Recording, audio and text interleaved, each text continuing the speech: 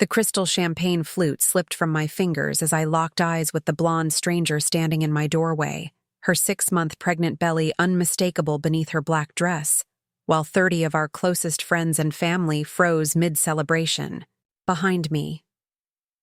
"You must be Elise," she said with genuine confusion clouding her face. "I'm Vanessa, David's girlfriend. He said he'd finally be introducing me to everyone tonight."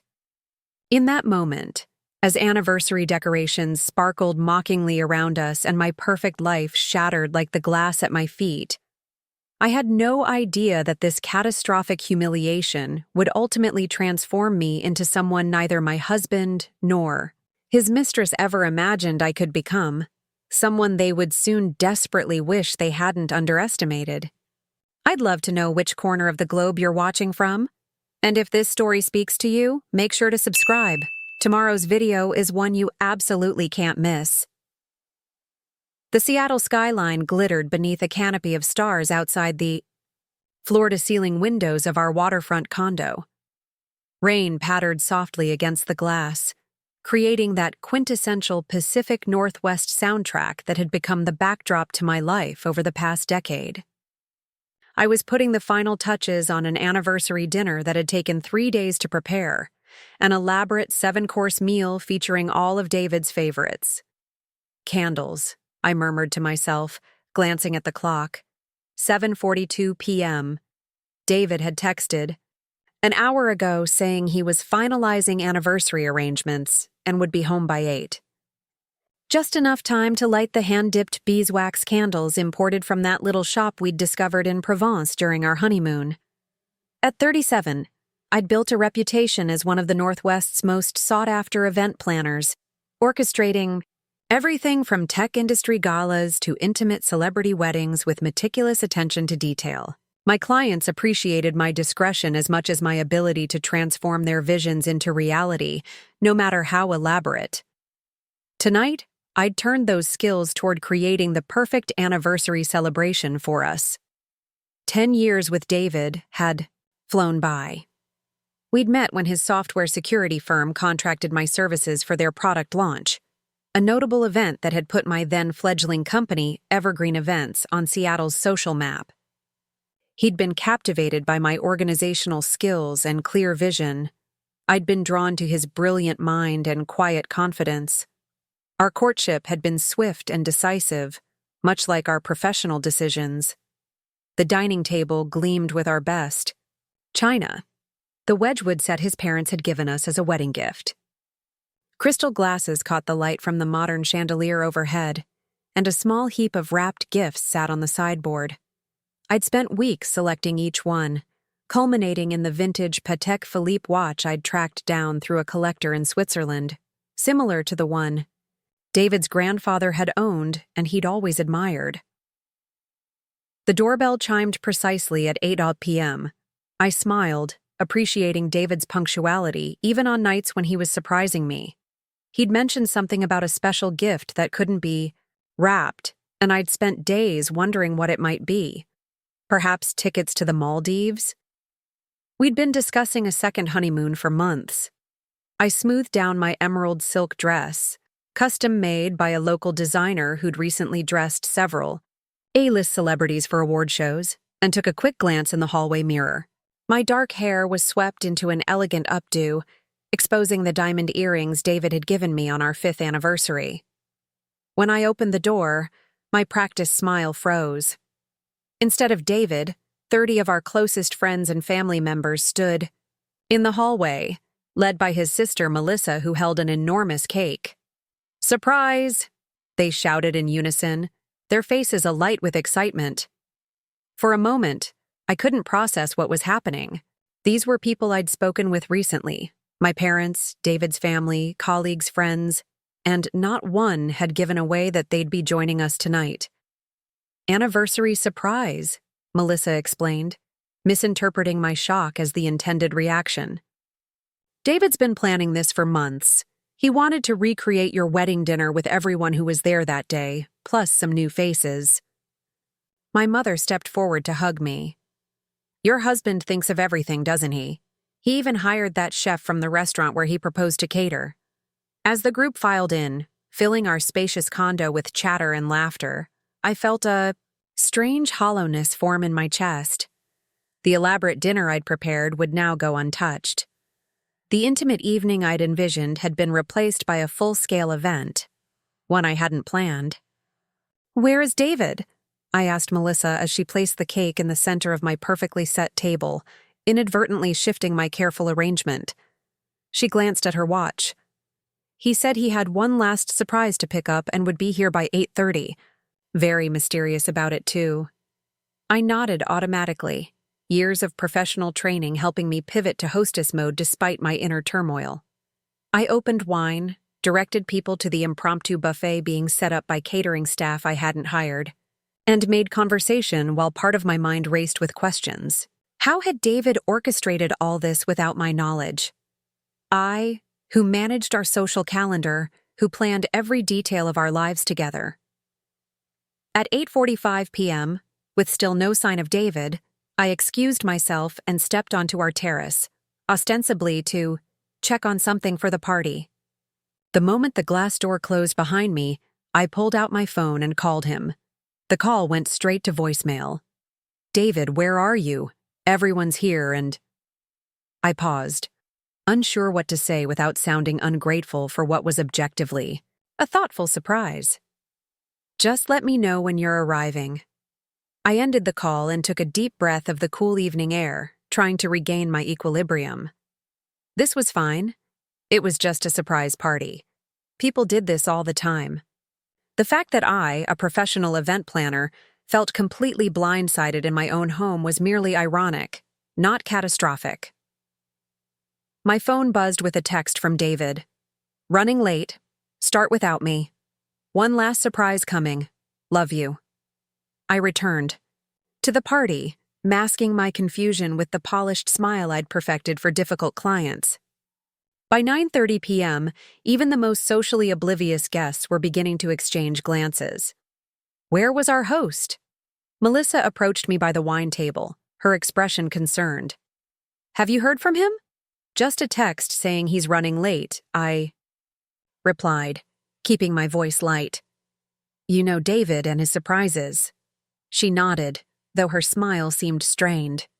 "He's been so busy lately with the new security contract. Working all hours." Something in her tone caught my attention. "Has he mentioned being particularly busy to you?" "Well, not directly to me," Melissa hedged, suddenly very interested in her wine glass. "But Mom mentioned he's been canceling their weekly lunches. Said he was practically living at the office." This was news to me. David had never mentioned canceling lunches with his mother, with whom he was particularly close. Before I could probe further, the doorbell rang again. "That must be him," I said, relief washing over me as I moved toward the door. When I opened it, I found myself face to face, not with my husband, but with a striking woman I'd never seen before. She appeared to be in her early 30s, with honey blonde hair framing delicate features. She wore a simple black dress that did nothing to disguise her obviously pregnant state. She looked to be at least 6 months along. Her confident smile faltered as she took in the crowd behind me. Is this the Hamilton residence? I'm looking for David." The ambient noise of the party seemed to dim as I stared at her, something cold and terrible crystallizing in my chest. "Yes, this is the Hamilton residence. I'm Elise Hamilton, David's wife. And you are?" Her eyes widened in what appeared to be genuine shock. "Wife? But that's not—" She stopped, one hand moving protectively to her rounded belly. "I'm Vanessa Caldwell. David and we've been together for almost a year." He said he was divorced. The silence that fell over the room was absolute.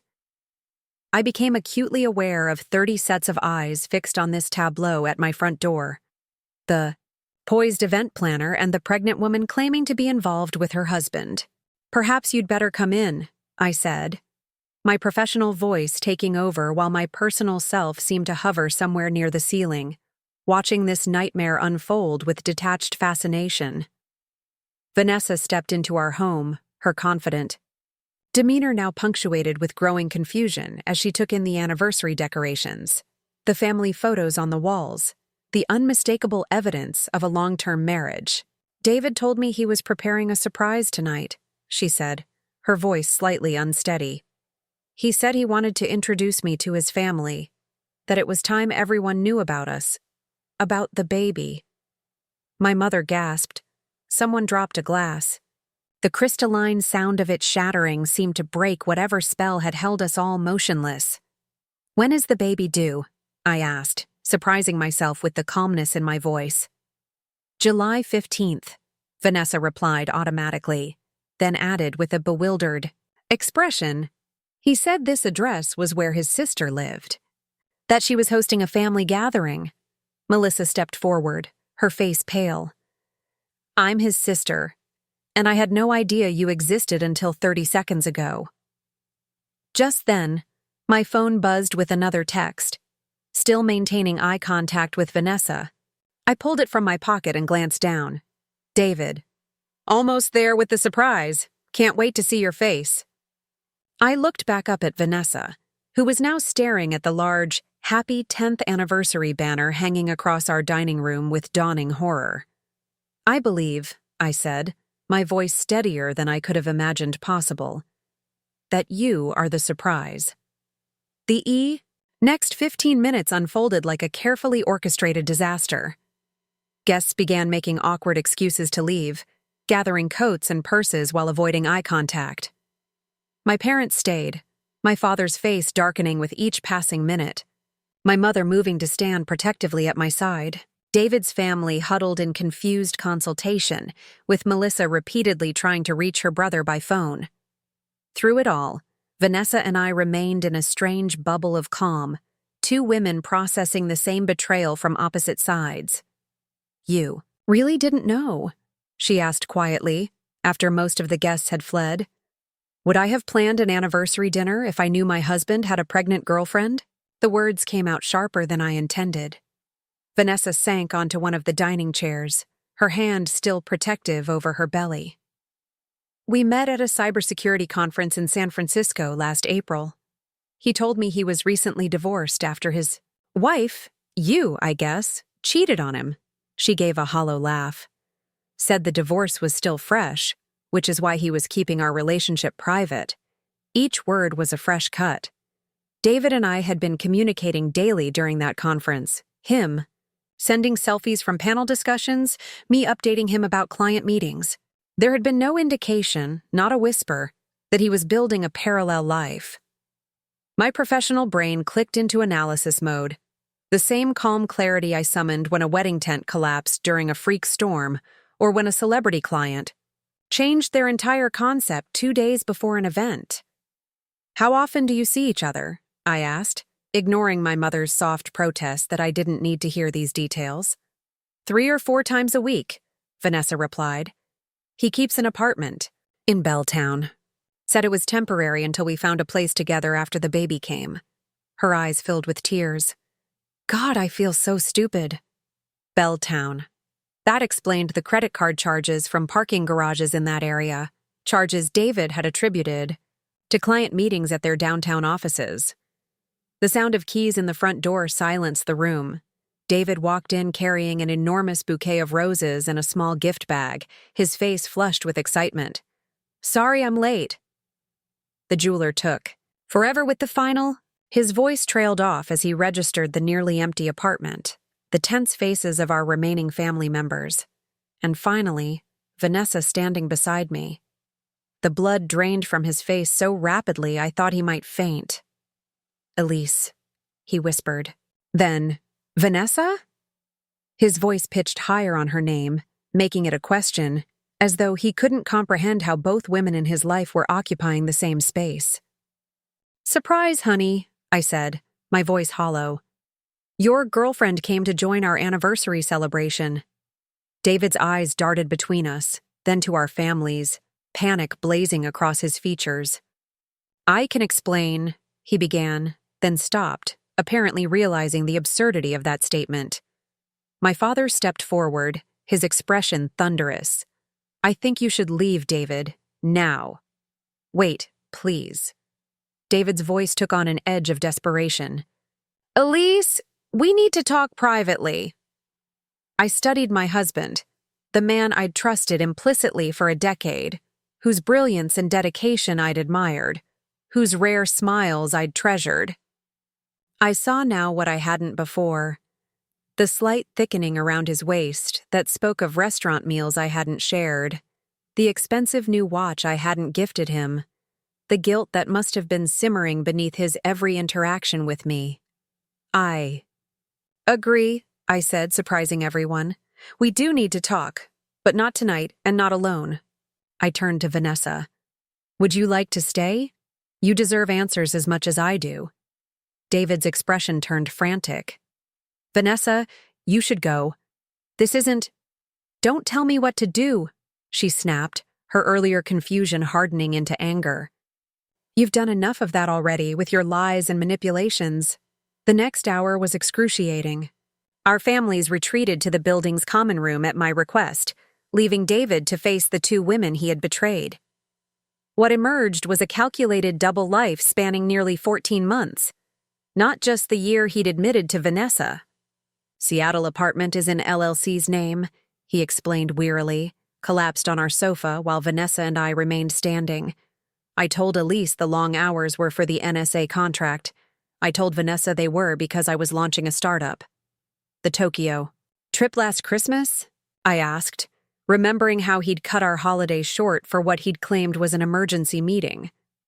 We went to Bali, Vanessa said, not looking at me. He said it was a business reward trip. With each revelation, a decade of memories reconfigured, themselves in my mind. The late nights, the decreased interest in our social life, the sudden insistence on managing our finances separately for tax efficiency.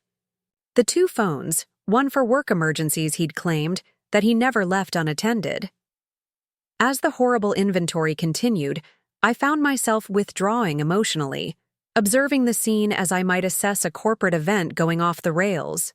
My mind began cataloging assets, liabilities, vulnerabilities, mine and his. The prenuptial agreement we'd signed, the joint accounts, the property investments, the client list he'd helped secure through his tech industry connections, the business I'd built from nothing, which now handled millions in event contracts annually, with a staff of 12 and a reputation for flawless execution. A text from Melissa interrupted our grim accounting. Mom's not feeling well. Dad and I are taking her in your parents' home. Call when you're ready.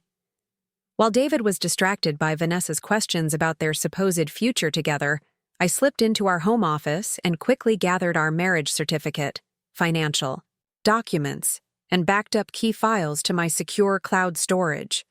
A habit from my early days when clients sometimes disputed contracts. I also took photos of several pages in David's planner, which contained notes about transfers to accounts I never heard of. When I returned, Vanessa was putting on her coat. Where will you go? I asked her, surprised by my own concern. She gave me a tired smile. My sister's. I've been staying with her anyway when David was traveling. She hesitated.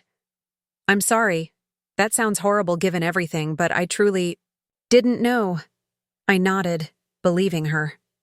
Take my number, I said, offering her my business card. We might need to compare notes. David watched this exchange with a visible alarm. Elise, you don't need to— Stop telling either of us what we need, I cut him off. You've forfeited that right. After Vanessa left, an oppressive silence filled our once-perfect home. The elaborate dinner I'd prepared sat untouched. The gifts remained unwrapped. The candles had burned down to stubs. Where do you want me to start? David finally asked, his voice small. With your bags, I replied. Pack what you need for a few days and go to your Belltown apartment. I'll have my attorney contact you tomorrow. Attorney? His head snapped up. Elise, we can work through this. I made a terrible mistake. A mistake is forgetting an anniversary, David. This was a systematic campaign of deception that you maintained for over a year while I was building our life together. My voice remained steady, though I could feel a tremor building beneath my professional composure. You lied to me daily. You diverted our resources to support another household. You were planning to welcome a child with another woman while sleeping in our bed. He flinched at each statement but didn't deny them. I need you to leave tonight, I continued. And I need access to all accounts and records. Everything. My attorney will provide a complete list. You've already contacted an attorney? Disbelief colored his voice. Not yet, I admitted. But I've planned enough crisis scenarios for clients to know what comes next. As David gathered his things, moving through our bedroom like a stranger, I remained in the living room, mechanically clearing away the anniversary celebration. When he finally emerged with a hastily packed suitcase, he paused by the door. I do love you, Elise, he said softly. That wasn't a lie. I looked at him, this man I'd built my life around, and felt a curious detachment. The problem is, David, I don't know which parts were lies and which weren't, and I'm no longer interested in solving that puzzle. After he left, I methodically moved through our condo, identifying everything that reminded me of our marriage. Photos, gifts, mementos, and relocated them to the guest room closet. I couldn't bear to destroy them yet, but I couldn't look at them either. At 2 a.m., I sat at my home office desk with a legal pad, making 3 lists in my precise handwriting. Immediate actions, financial security, legal consultation, temporary living arrangements. Professional considerations, client relationships, business protection, staff communication, strategic response, long-term planning, asset recovery, reputation management. I stared at the third list longest. David had underestimated me in the most fundamental way possible. He had assumed I would either never discover his deception or would collapse under its weight if I did. He had forgotten, or perhaps never fully appreciated, that my entire career was built on anticipating problems, managing complex logistics, and creating flawless outcomes from chaotic circumstances. He had no idea what was coming. I slept for exactly 3 hours before my internal alarm woke me at 6 a.m., the same time I rose for important event days. In many ways, this was the most crucial event of my life, one where I couldn't afford a single misstep. The condo felt cavernous in its silence. No coffee brewing, no shower running, no NPR playing softly from David's tablet. Just the gentle hum of the refrigerator and the distant sound of early morning traffic on Elliott Bay. I showered and dressed in what my staff called my CEO armor, a tailored charcoal pantsuit, crisp white blouse, and the Louboutins I reserved for high stakes. Client meetings. Today, I was my own most important client. By 7 a.m., I was at my laptop, composing a carefully worded email to my management team. Due to an unexpected personal situation, I'll be working remotely for the next few days. Hannah will handle on-site coordination for the Miyazaki product launch. All other operations continue as scheduled. We'll provide further updates by Friday. Hannah Chen had been with Evergreen Events since nearly the beginning. As my operations director, she could seamlessly step in while I navigated the wreckage of my personal life.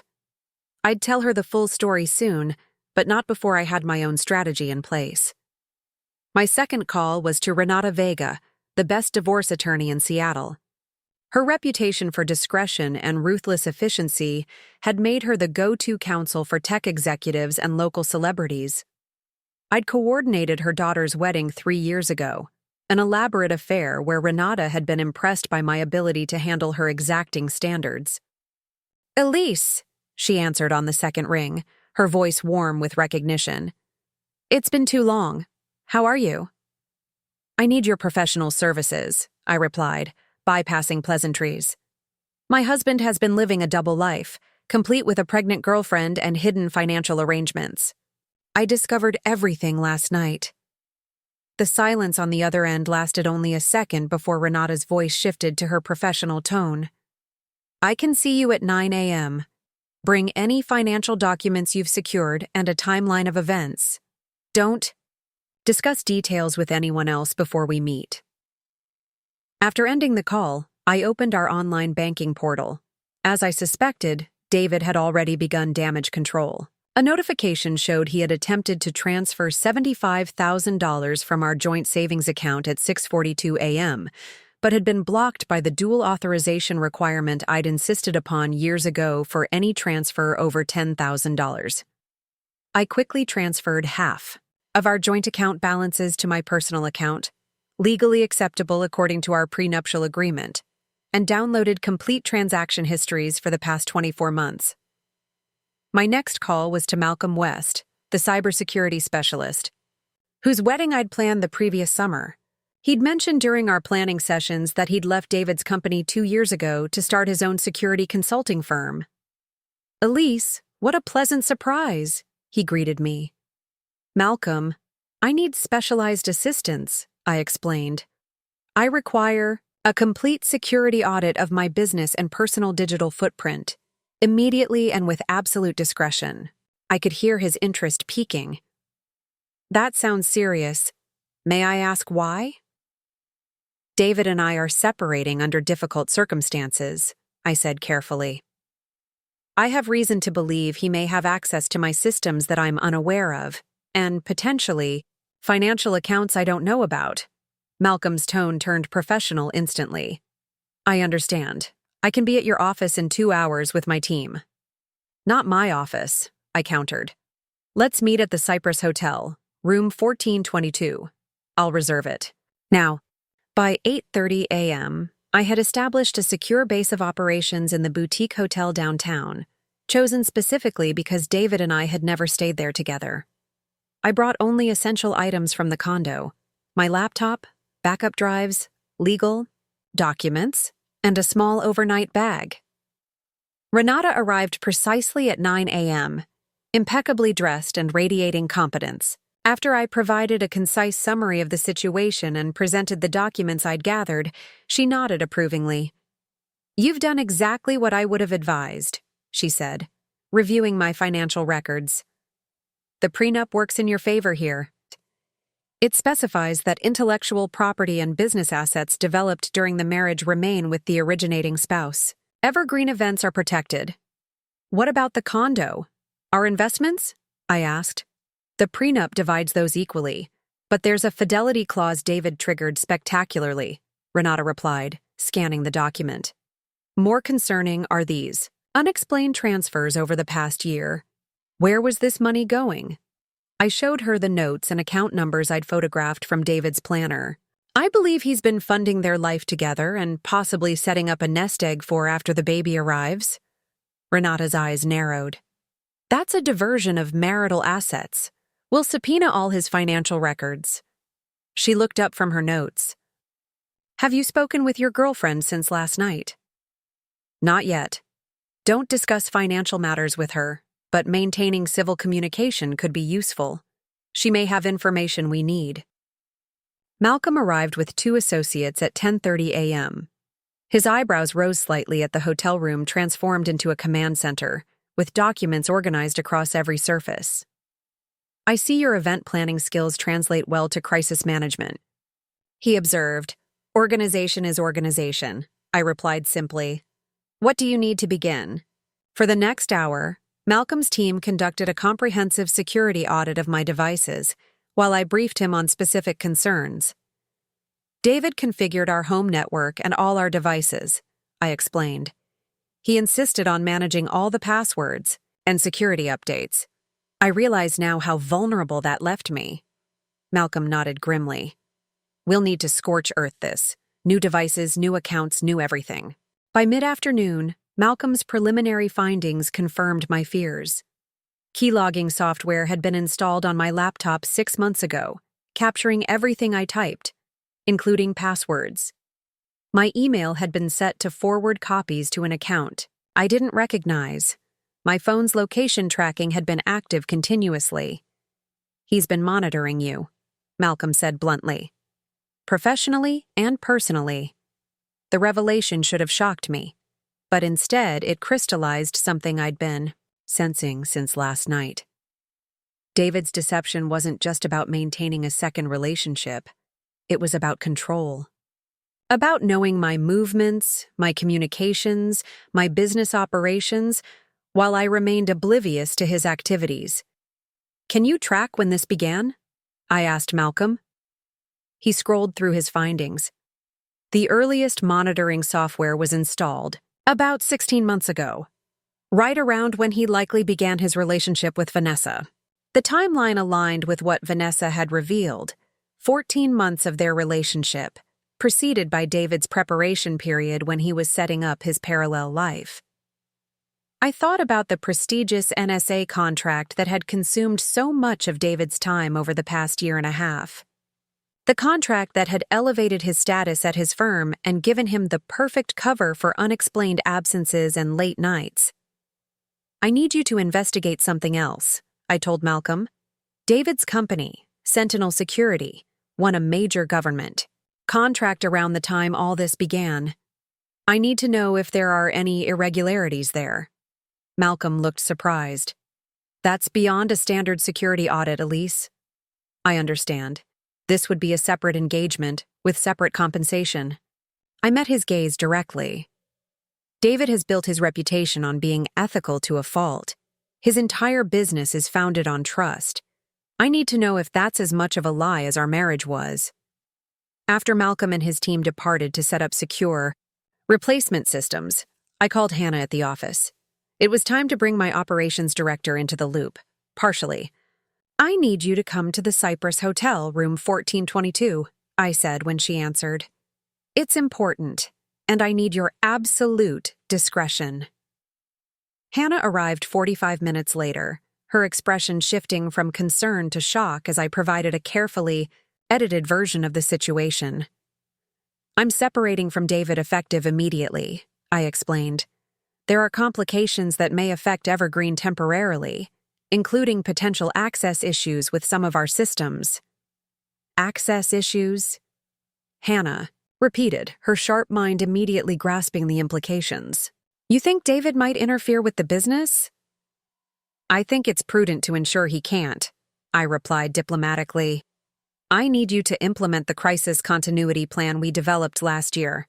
Secure all client files, migrate essential operations to our backup systems, and restrict access to financial accounts to you and me only." Hannah nodded, already making notes. I'd hired her precisely for this level of competence under pressure. "What about clients?" she asked. "Especially the ones David helped us acquire through his tech connections." It was the question I'd been wrestling with all day. David had facilitated introductions to nearly 30% of our current client roster. Those relationships were now potential vulnerabilities. "We'll need to secure each relationship individually," I decided. "Arrange virtual meetings with our top 10 clients for later this week. Position it as a routine quarterly review. I'll handle those personally." As Hannah left to implement these measures, my phone buzzed with a text from an unknown number. "It's Vanessa. Can we talk? There's more you should know." I stared at the message, remembering Renata's advice about maintaining civil communication. It wasn't just professional courtesy that made me respond. It was the recognition that Vanessa and I were both victims of the same elaborate deception. "Cypress Hotel, downtown, room 1422. 7 p.m. tonight," I replied. Whatever additional cards Vanessa held, I needed to see them before I finalized my strategy. David had underestimated both of us individually. He had no idea what might happen if we compared notes. The knock on my hotel room door came at exactly 7 p.m. Vanessa's punctuality was one small point in her favor. I'd always valued timeliness as a reflection of respect. She looked different than she had the night before. Gone was the shocked, betrayed woman in a party dress. Today she wore practical maternity jeans, a loose sweater, and flat shoes. Her honey blonde hair was pulled back in a simple ponytail, and without makeup, I could see the exhaustion etched on her face. "Thank you for seeing me," she said, as I stepped aside to let her enter. Her eyes widened slightly at the organized chaos of my makeshift command center. Wow, you've been busy. I work better with a plan, I replied, gesturing to the small sitting area I'd cleared of documents. Would you like some tea? It's herbal, please. She lowered herself carefully onto the sofa, one hand automatically moving to support her belly as she sat. I busied myself with the hotel room's electric kettle, giving us both a moment to adjust to this surreal situation. Here I was, making tea for my husband's pregnant mistress, in a hotel room filled with evidence of his betrayal of us both. I spoke with my doctor today, Vanessa said as I handed her a cup of chamomile tea. The stress of all this isn't good for the baby. She suggested I try to resolve some uncertainties quickly. I took a seat across from her. What uncertainties can I help with? I've been up all night thinking about everything, she began. About all the signs I ignored because I wanted to believe David, things that didn't quite add up. I nodded, understanding exactly what she meant. And then this morning, I tried to access our joint savings account, the one we'd set up for the baby's expenses. She looked up at me, her expression grim. It's empty. All $43,000 gone. This was new information. When was this account established? About 4 months ago, when I was starting the second trimester. David said he wanted to make sure the baby was financially secure. She pulled out her phone, opened the banking app, and showed me the account. We both deposited money monthly. I put in about $15,000 of my savings. He was supposed to be matching it plus extra. I took note of the account details. When was the last deposit made? 2 weeks ago. Mine is still there. $500 for April. He should have been $3,000. She swiped to show the transaction history. But now there's a withdrawal of $42,286 made yesterday at 11:42 p.m. Right after he'd left our condo. While I was making my lists, David had been covering his financial tracks. That's not all, Vanessa continued. I work in pharmaceutical research at North Star Biotech. Last year, David's company, Sentinel Security, bid on our corporate security contract. That's how we reconnected after the conference. But he never mentioned that his company handled North Star's security. Not once during the bidding process or after they won the contract. My mind was making connections rapidly. Did David personally oversee the implementation of security systems at North Star? She nodded. He was on site 3 days a week for about 2 months. That's when our relationship got serious. And does North Star work on any sensitive or proprietary research? Of course. We're developing several patented treatments. Vanessa's eyes narrowed as she followed my train of thought. Are you suggesting...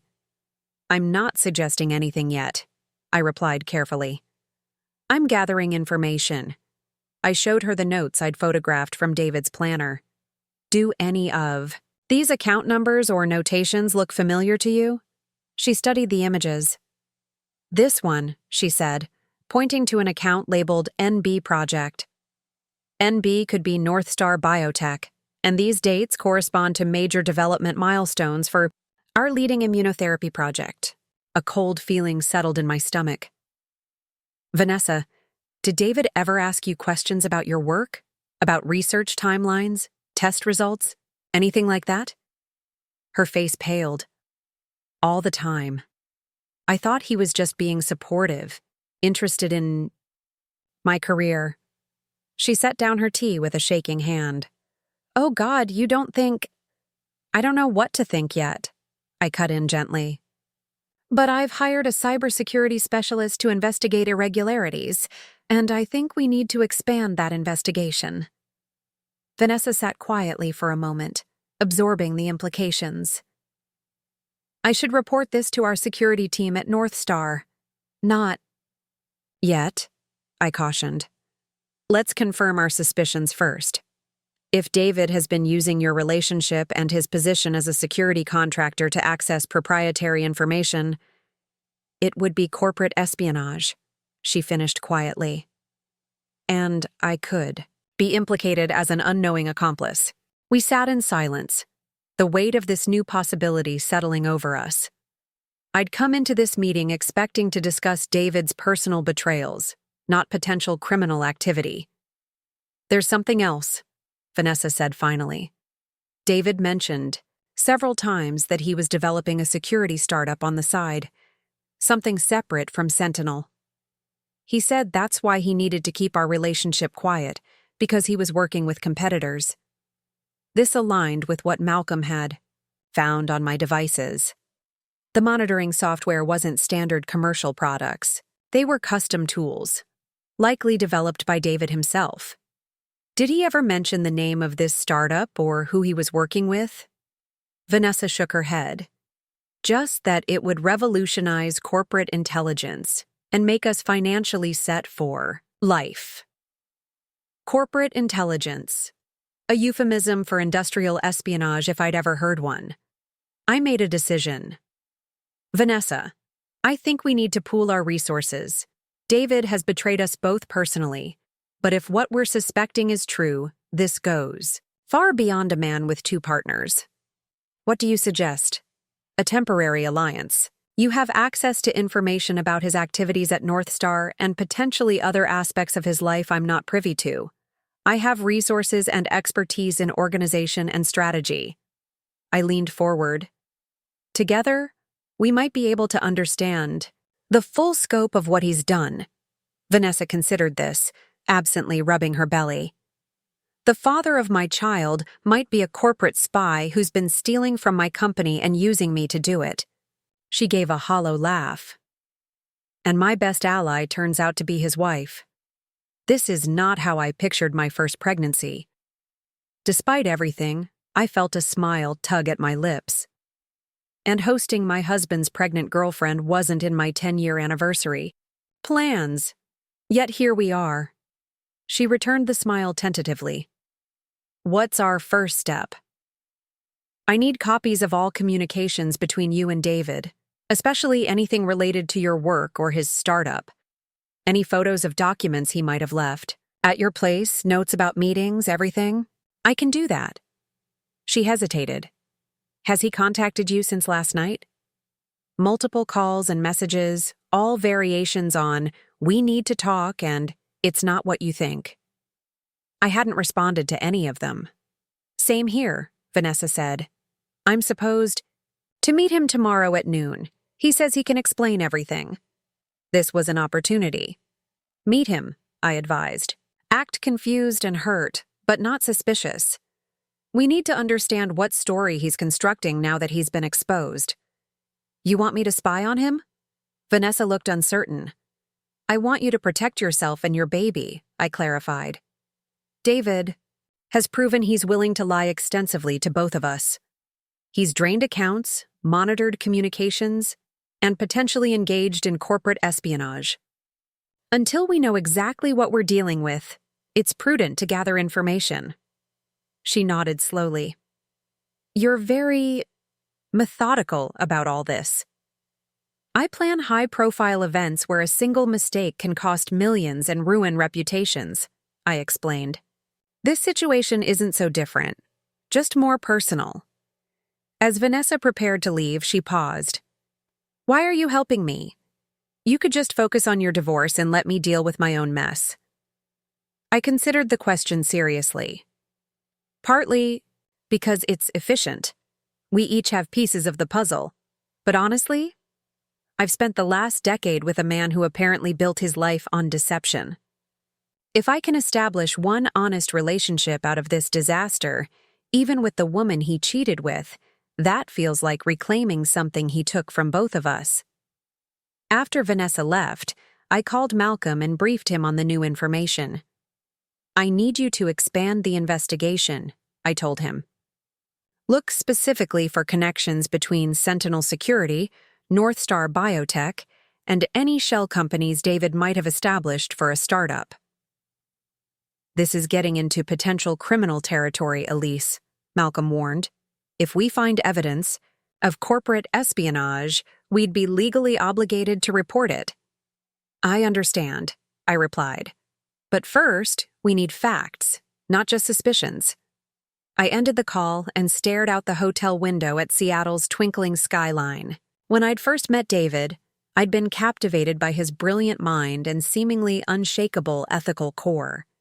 He'd built his security business on principles of integrity and trust, positioning himself as the moral compass in an industry often associated with gray areas.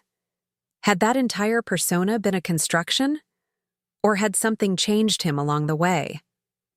My phone buzzed with a new message from David. "Elise, please. The situation with Vanessa is complicated, but not what you think. There are bigger issues at play. We need to talk in person." For the first time since the previous night, I responded, "I agree there's much to discuss. I'll meet you the day after tomorrow. I need time to process." His reply came instantly. "Thank you. My apartment? 2 p.m.? No," I wrote back. "Parsons Cafe, 1 p.m., public location only." 3 dots appeared as he typed, disappeared, then reappeared. Finally, "Understood, I'll be there." I set down the phone, satisfied. The cafe was 2 blocks from Renata's office, where I'd actually be meeting David at 11 a.m., with my attorney present. The false meeting time and location might reveal whether he was still monitoring my movements. David had always prided himself on being 3 steps ahead of everyone else. He was about to discover he wasn't the only strategic thinker in our relationship. I slept fitfully that night, my dreams a jumbled mix of anniversary celebrations turning to nightmares and business presentations where I stood naked before clients. By 5 a.m., I gave up on rest and ordered coffee from room service, then opened my laptop to review what we knew so far. The facts were troubling enough. David had maintained 2 separate lives for over a year, drained our joint savings, diverted marital assets to support Vanessa and their unborn child, monitored my communications, and likely used his relationship with Vanessa to gain insider access to Northstar Biotech's proprietary research. But it was the unknowns that truly concerned me. How extensive was his monitoring? Who might he be selling information to? Were other companies involved? And perhaps most worrying, did he have contingency plans now that he'd been exposed? A gentle knock announced the arrival of my coffee. As I signed the receipt, my phone rang. The screen displayed Mom. I hesitated before answering. "Elise, are you all right?" My mother's voice carried the particular concern only a parent can convey. "Your father and I have been worried sick. You haven't returned any of our calls since that terrible night."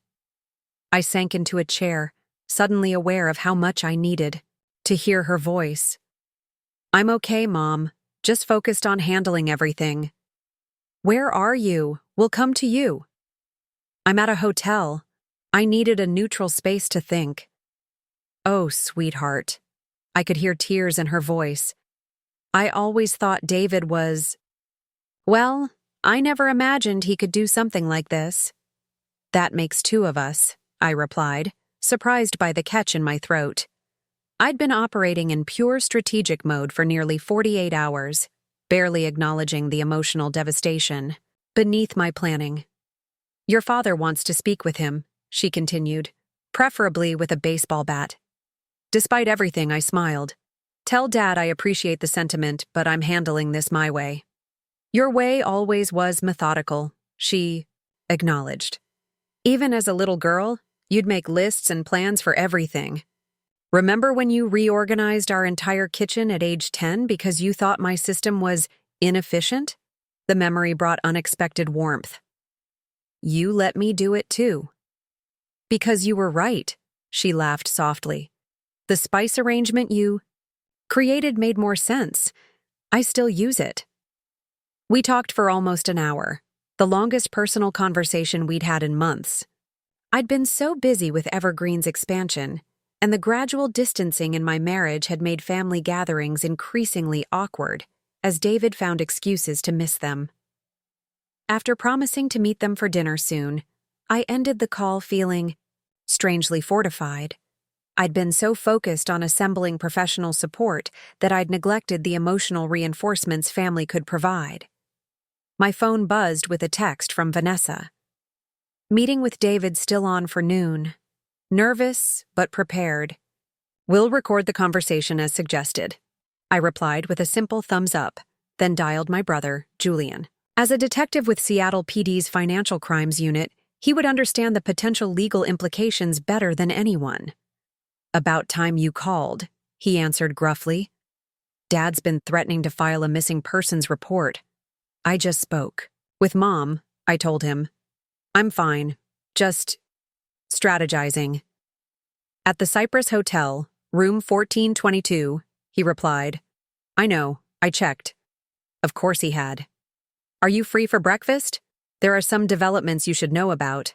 90 minutes later, Julian sat across from me in a private corner of the hotel restaurant, his expression darkening as I outlined the situation, including our suspicions about corporate espionage. Jesus, Elise, he muttered when I finished. When you pick a disaster, you go all out. Not by choice, I reminded him. Julian ran a hand through his short-cropped hair, so similar to our father's. The personal stuff is straightforward. Divorce, asset recovery, standard albeit messy. But if David's been selling proprietary information from secured facilities, he whistled softly. That's federal territory. I know. That's why I'm proceeding carefully. We don't have proof yet, just suspicious patterns. Smart. Julian nodded approvingly. You don't want to make accusations you can't substantiate, especially against someone with David's connections. I hesitated before asking my next question. What kind of consequences would he face, if it's proven? Depends on what exactly he did and who he sold information to. Best case, civil penalties and career ruin. Worst case, federal prison. Julian studied my face. Would that bother you, if he went to prison? I considered the question seriously. A week ago, absolutely. Now? I want whatever consequences are appropriate for what he's actually done. No more, no less. Fair enough. Julian checked his watch. I have to get to work, but I'm going to make some discreet inquiries. In the meantime, keep everything you find. Document, document, document. Already on it. One more thing. Can you run a background check on Vanessa Caldwell? I don't think she's involved in whatever David's doing, but I need to be sure. Julian raised an eyebrow. You're working with your girlfriend? Unexpected alliances, I replied with a small shrug. She has access to information I need. After Julian left, I headed back to my command center to prepare for a conference call with Renata and her financial forensics team. My phone buzzed, with another message from David. Elise, I've left something important for you at the condo. Security codes are the same. Please check today. It's time sensitive. I stared at the message, suspicion immediately flaring. Why would David leave something time sensitive at the condo rather than sending it directly to me? It felt like a trap. Either an attempt to discover my location through security system alerts or something worse.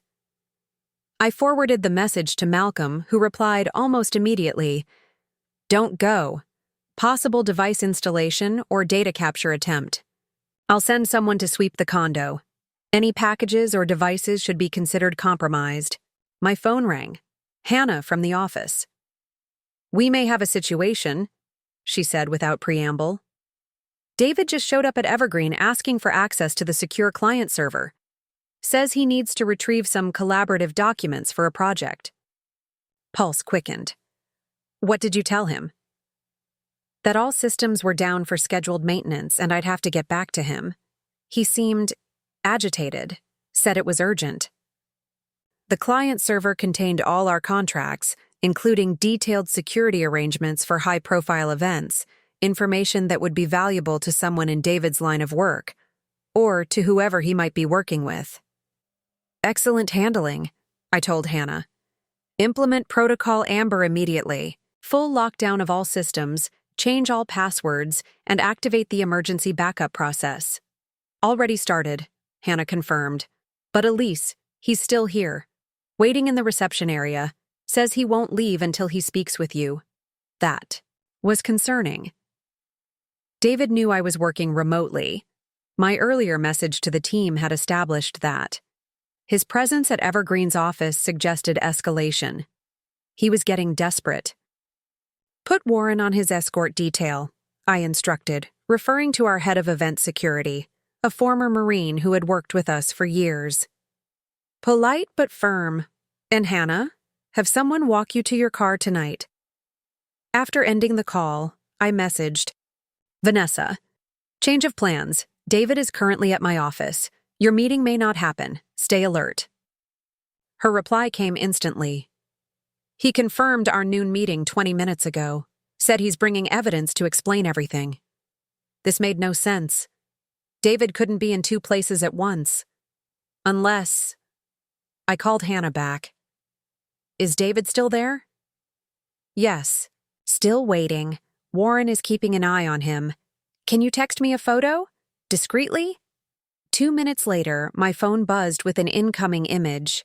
The man sitting in Evergreen's reception area had David's build and was wearing what looked like David's typical business attire, but his face was partially obscured by a baseball cap. I enlarged the image, studying it carefully. The jawline was similar, but something about the posture was off. David always sat with perfect alignment, a habit from his military days. This man was slightly hunched. Hannah? I said when she answered my call. That's not David. I don't know who it is, but it's not my husband.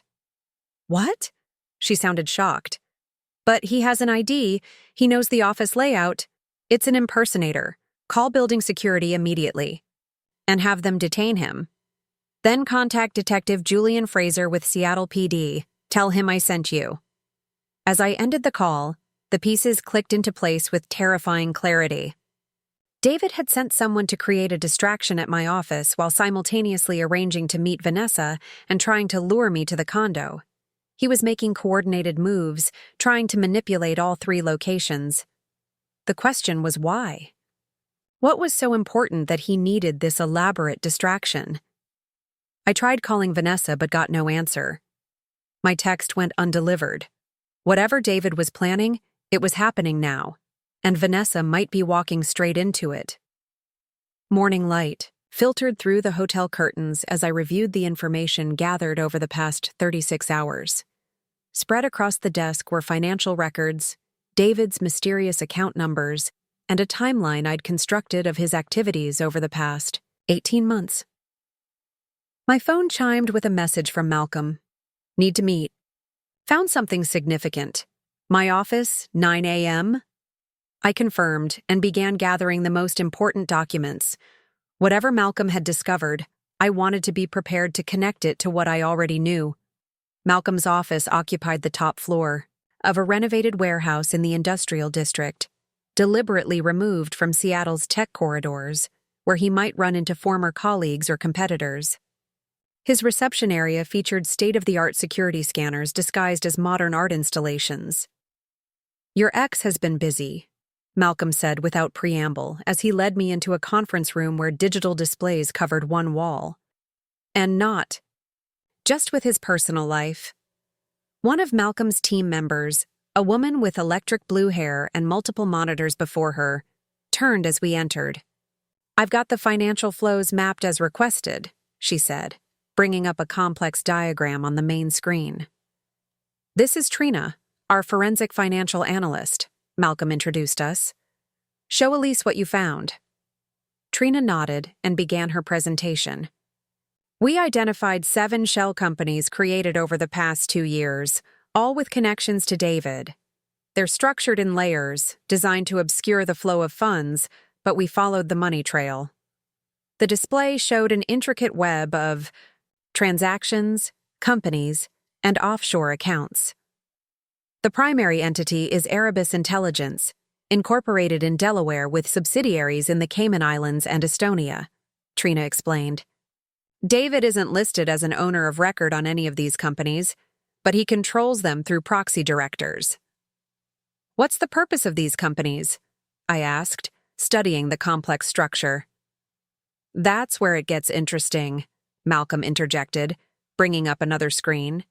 Erebus has been contracting with 3 cybersecurity firms, including Sentinel, to provide specialized consulting services. But the real activity appears to be data collection and analysis from specific corporate clients. He highlighted several companies on the display. These are all firms where Sentinel installed security systems in the past 18 months. Northstar Biotech, Quantum Aerospace, Viridian Technologies, and Helios Energy. My breath caught. Those are all leaders in their respective industries, with valuable intellectual property and research, Malcolm confirmed. We've found evidence that monitoring systems similar to what was installed on your devices were also implemented in these companies' networks, systems that weren't part of the official security contracts. Backdoors, I said, understanding immediately. Exactly. Discrete access points allowing retrieval of specific data without triggering security alerts. Malcolm brought up another screen showing financial transfers. And here's where it gets even more concerning. Erebus has been receiving payments from GlobeSecure International, the Chinese-owned security conglomerate, I asked, recognizing the name from business news. The same. They've been trying to enter the U.S. market for years, but have been blocked over national security concerns. The implications were staggering. David hadn't just been cheating on me, he'd potentially been selling sensitive corporate information to foreign interests. Can you prove David is behind Erebus? I asked. Malcolm nodded to Trina, who brought up a series of emails and documents. We recovered these from a cloud storage account linked to one of your home devices. They're communications between David and representatives at GlobeSecure, discussing acquisition targets and data packages. The language is deliberately vague, Trina added, but the context and timing align perfectly with data breaches at these companies that we've identified. Nothing was reported publicly because the victims likely don't even know they've been compromised. I thought about Vanessa and her position at Northstar. Had David deliberately targeted her because of her access? Had our entire marriage been a cover for his true activities? What about the NSA contract? I asked, remembering the prestigious government contract that had supposedly consumed so much of David's time. Malcolm and Trina exchanged glances. That's another concerning element, Malcolm said carefully. The contract exists, but based on the documentation we've found, Sentinel may have used it to gain access to secure government systems, meaning David could be selling information to foreign interests while working for the U.S. government, I clarified, feeling slightly ill. Potentially, yes. Malcolm's expression was grave. Elise, this goes beyond corporate espionage. If what we're seeing is accurate, this could involve national security implications. We're legally obligated to report this to federal authorities. I nodded slowly, processing the magnitude of what we'd uncovered. I understand. But I need to know one thing first. Does the evidence suggest David was using our marriage or his relationship with Vanessa specifically to further these activities? Malcolm brought up a spreadsheet showing dates and locations. This is a timeline of David's travel over the past 2 years, correlated with known meetings with GlobeSecure representatives and data transfers from compromised systems. He highlighted several entries. These dates correspond with times he told you he was at industry conferences or working late on the NSA project, according to your calendar records. But he was actually meeting with foreign operatives, Trina added. We also found this interesting. She displayed a document titled Asset Development Strategy. It contained a clinical assessment of various individuals, their access levels at target companies, and potential approaches for recruitment. My name was on the list, classified as primary cover, low direct value, with notes about my event planning business providing excellent networking opportunities and plausible explanations for irregular schedules. Vanessa's name appeared as high-value asset, direct access, with detailed notes about her research position and security clearance at Northstar. There were other names, too, people I recognized from David's professional circle, all evaluated, for their potential usefulness in accessing sensitive information. The document was dated 3 years ago, a full year before David had reconnected with Vanessa at the San Francisco conference. He planned this, I said quietly. All of it. It appears so, Malcolm confirmed. Based on this evidence, David has been systematically building a corporate espionage operation for at least 3 years, using his legitimate security business as cover. I sat back, momentarily overwhelmed. My marriage hadn't just been undermined by an affair. It had potentially been a calculated facade from the beginning. I need copies of everything, I said finally, and I need to speak with Vanessa before you contact the authorities. Elise, Malcolm began cautiously, this is now a matter for the FBI. We can't delay reporting. I'm not asking you to delay, I clarified. I'm asking for a few hours to ensure Vanessa is protected. She's pregnant with David's child and may have been unwittingly used as an access point to North Star's research. She deserves to understand what's happening before federal agents start questioning her. Malcolm considered this, then nodded. We'll prepare our report today, but wait until tomorrow morning to submit it. That gives you until 9 a.m. tomorrow.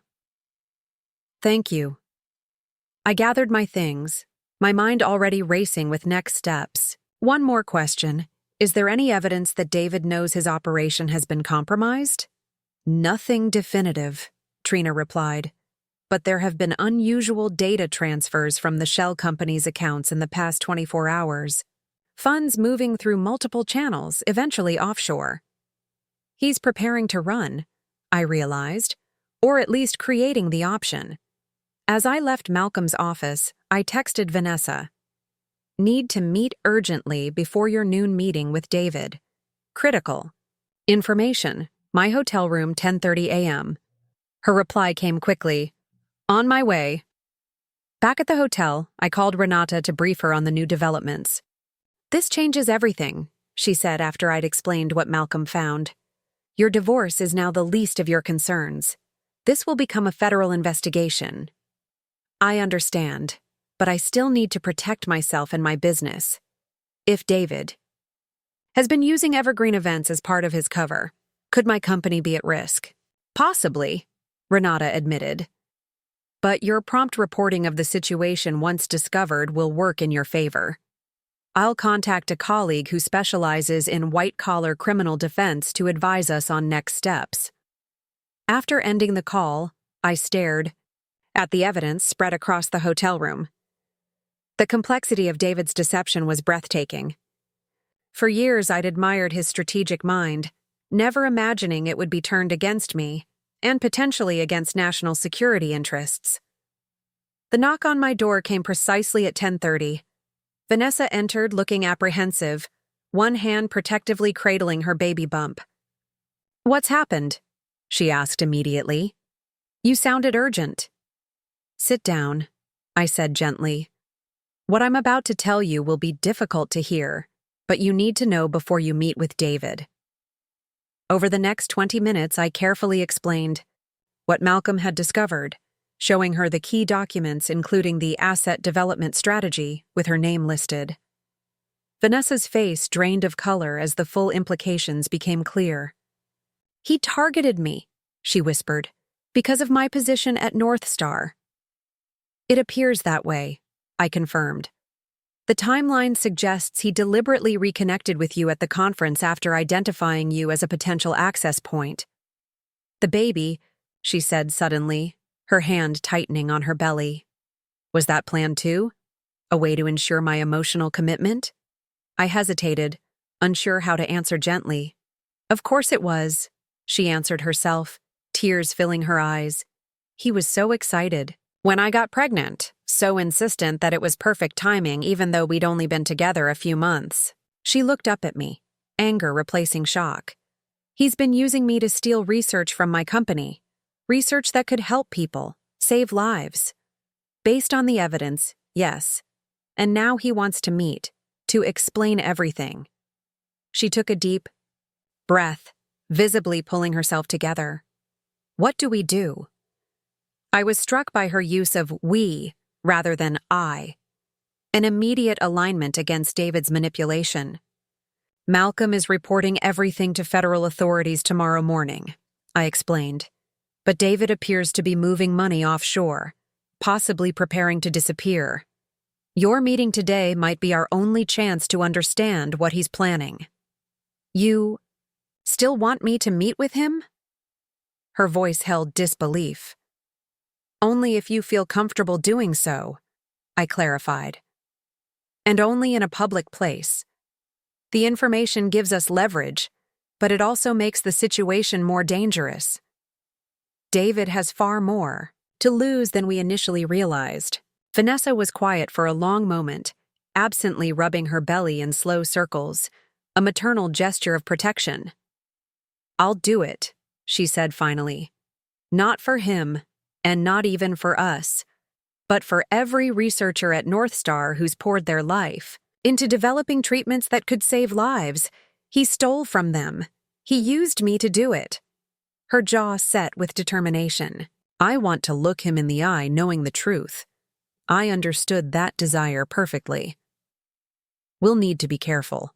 No confrontation, no accusations, just information gathering. What exactly am I looking for? Any indication of his next moves? Where he might go? What contingency plans he's made? I paused. And anything about the baby. If he truly has feelings for you and his child, it might be the one variable he hasn't calculated perfectly. Vanessa nodded, a renewed resolve in her expression. I've spent the past day feeling like a fool. It's time I used what he taught me about deception. As she prepared to leave for her meeting with David, I was struck by her composure in the face of devastating revelations. We'd been strangers 48 hours ago, connected only through our unwitting roles in David's elaborate schemes. Now we were allies, bound by a shared determination to uncover the full truth about the man who had so thoroughly deceived us both. After Vanessa left for her meeting with David, I paced the hotel room, unable to shake the feeling that we were entering a more dangerous phase of this unfolding drama. David was not just a cheating husband. He was potentially a sophisticated operative who had been selling corporate secrets to foreign interests.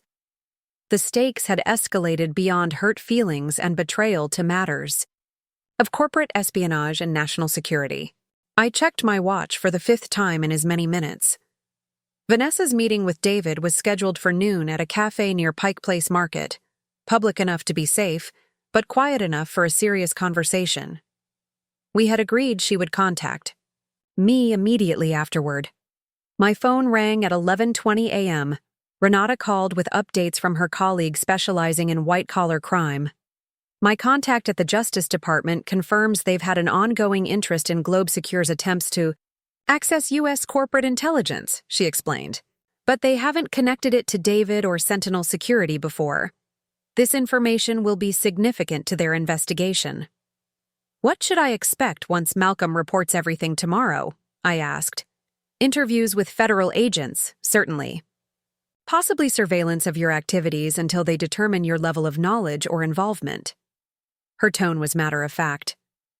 They'll want access to all your devices, financial records, everything. I have nothing to hide, I assured her.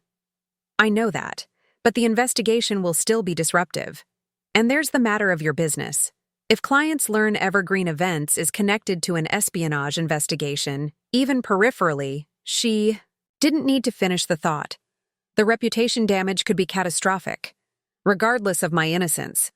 What do you recommend? Proactive transparency with key clients, Renata advised. Not about the espionage allegations specifically, but about your separation from David and the potential for some turbulence as you disentangle your affairs. Position it as a personal matter being handled professionally. It was sound advice. I'd built Evergreen on trust and reliability. Maintaining those values through this crisis would be essential. There's one more thing, Renata continued. If David realizes the extent of what you've discovered, he becomes unpredictable. You should consider security precautions. The suggestion caught me off guard. You think he might be dangerous? People with something to lose often are, she replied. And David stands to lose everything. His company, his freedom, possibly decades of his life in federal prison. Just be careful. After ending the call, I contacted Hannah and asked her to come to the hotel. If I needed to brief key clients, my operations director should be fully informed. While waiting, I reviewed the asset development strategy document again, focusing on the clinical evaluation of my own usefulness to David's operations. The notes were dispassionate, analytical, describing my business as providing excellent cover for international connections and justification for irregular financial transactions related to event planning. Had our entire relationship been strategic on his part? Had there ever been genuine feelings, or had I simply been a convenient facade for his real activities? My phone buzzed with a text from Vanessa. Meeting over. Need to talk in person. Coming. To hotel. The brief message sent a chill through me. Something had happened beyond what we anticipated. Hannah arrived first, her expression concerned as she took in my temporary command center and the shadows under my eyes. You look like you haven't slept, she observed, setting down her laptop bag. How bad is it? Worse than I initially thought, I admitted. I need to bring you completely into the loop, but I'm waiting for someone to join us first. Hannah raised an eyebrow. The mysterious pregnant woman from your anniversary party? At my surprised look, she shrugged. The staff talks. Chelsea from the Miyazaki launch was at your party. She texted me that night asking if I knew what was happening. I sighed. Of course, word had spread. Yes, Vanessa will be joining us. She's as much a victim in this as I am, possibly more so.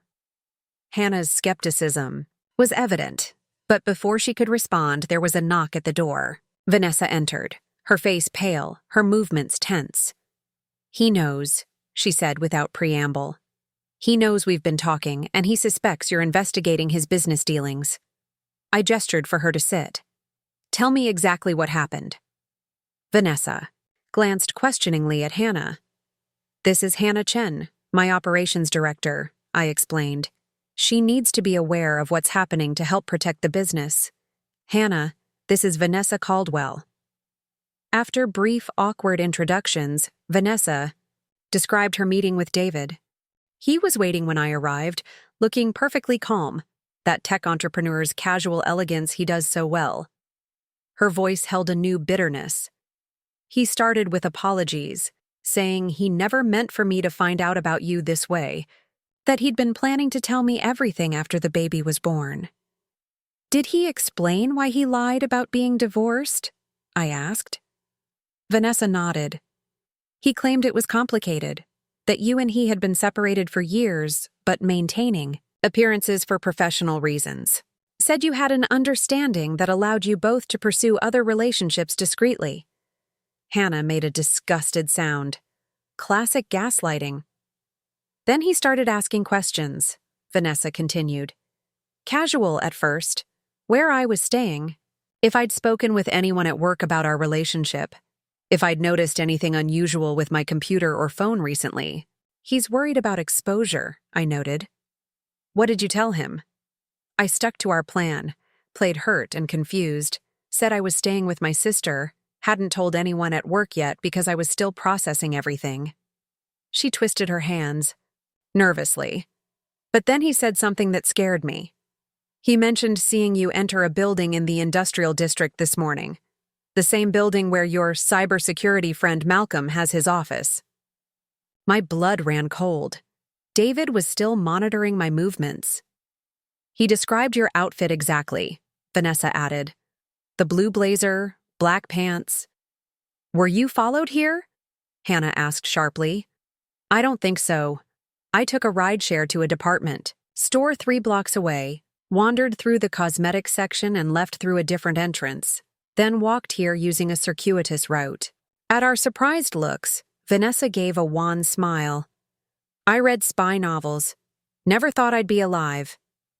I quickly filled Hannah in on the full situation, the evidence Malcolm had uncovered about David's corporate espionage activities, the shell, companies, the connection to foreign interests, and the planned report to federal authorities the next morning.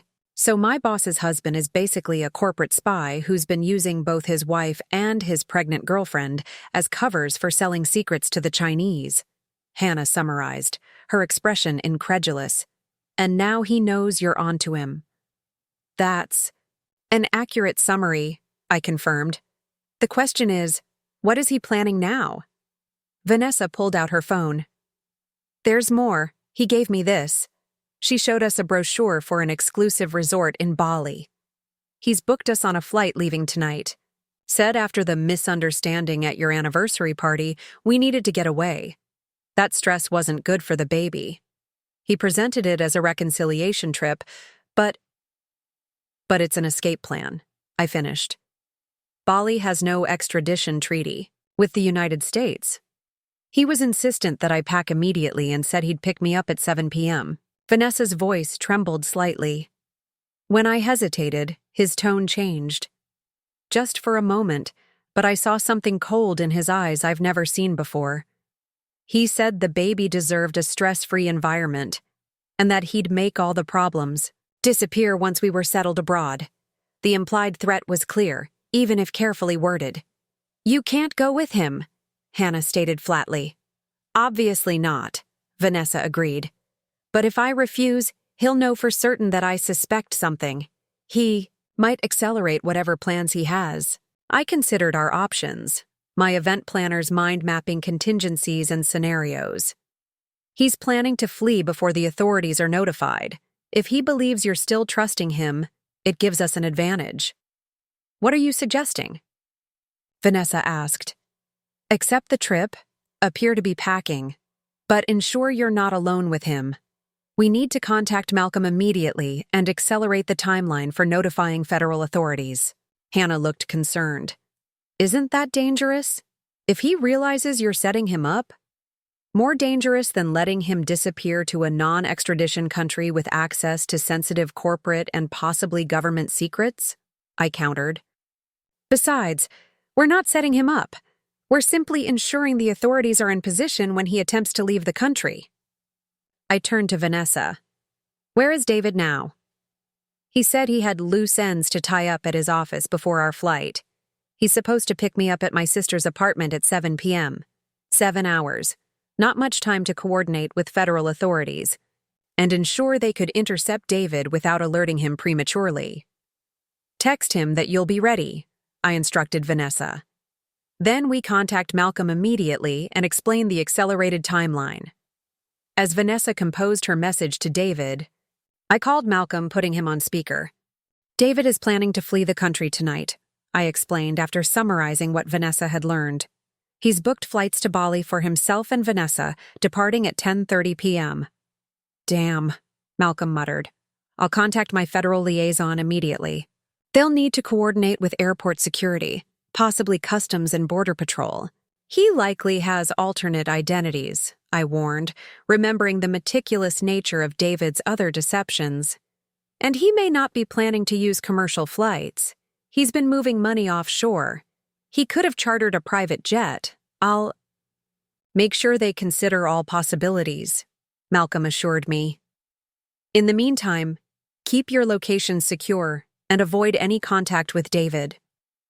After ending the call, I turned to Vanessa. You should stay here until we hear from Malcolm. It's not safe for you to return to your sister's apartment alone. She nodded gratefully, visibly relieved not to be handling this alone. Hannah, who had been quietly absorbing everything, spoke up. What about Evergreen? If federal agents are about to arrest your husband for espionage, we need to protect the company's reputation and operations. She was right. David's arrest would inevitably become public, and Evergreen events would be caught in the fallout regardless of my innocence. We need a contingency plan, I agreed. Call the leadership team for an emergency virtual meeting at 3 p.m. Don't give details yet, just say it's urgent. As Hannah set up the call, I stared out the hotel window at Seattle's skyline. Somewhere out there, David was making his final preparations, tying up loose ends, perhaps destroying evidence. He believed he still held all the cards, that Vanessa was oblivious to his true nature, that I was simply a betrayed wife, focused on divorce proceedings rather than corporate espionage. He had no idea that the two women he'd so carefully compartmentalized in his life had joined forces, or that his carefully constructed world was about to collapse completely. The game had changed, and for once, David wasn't the one controlling the board.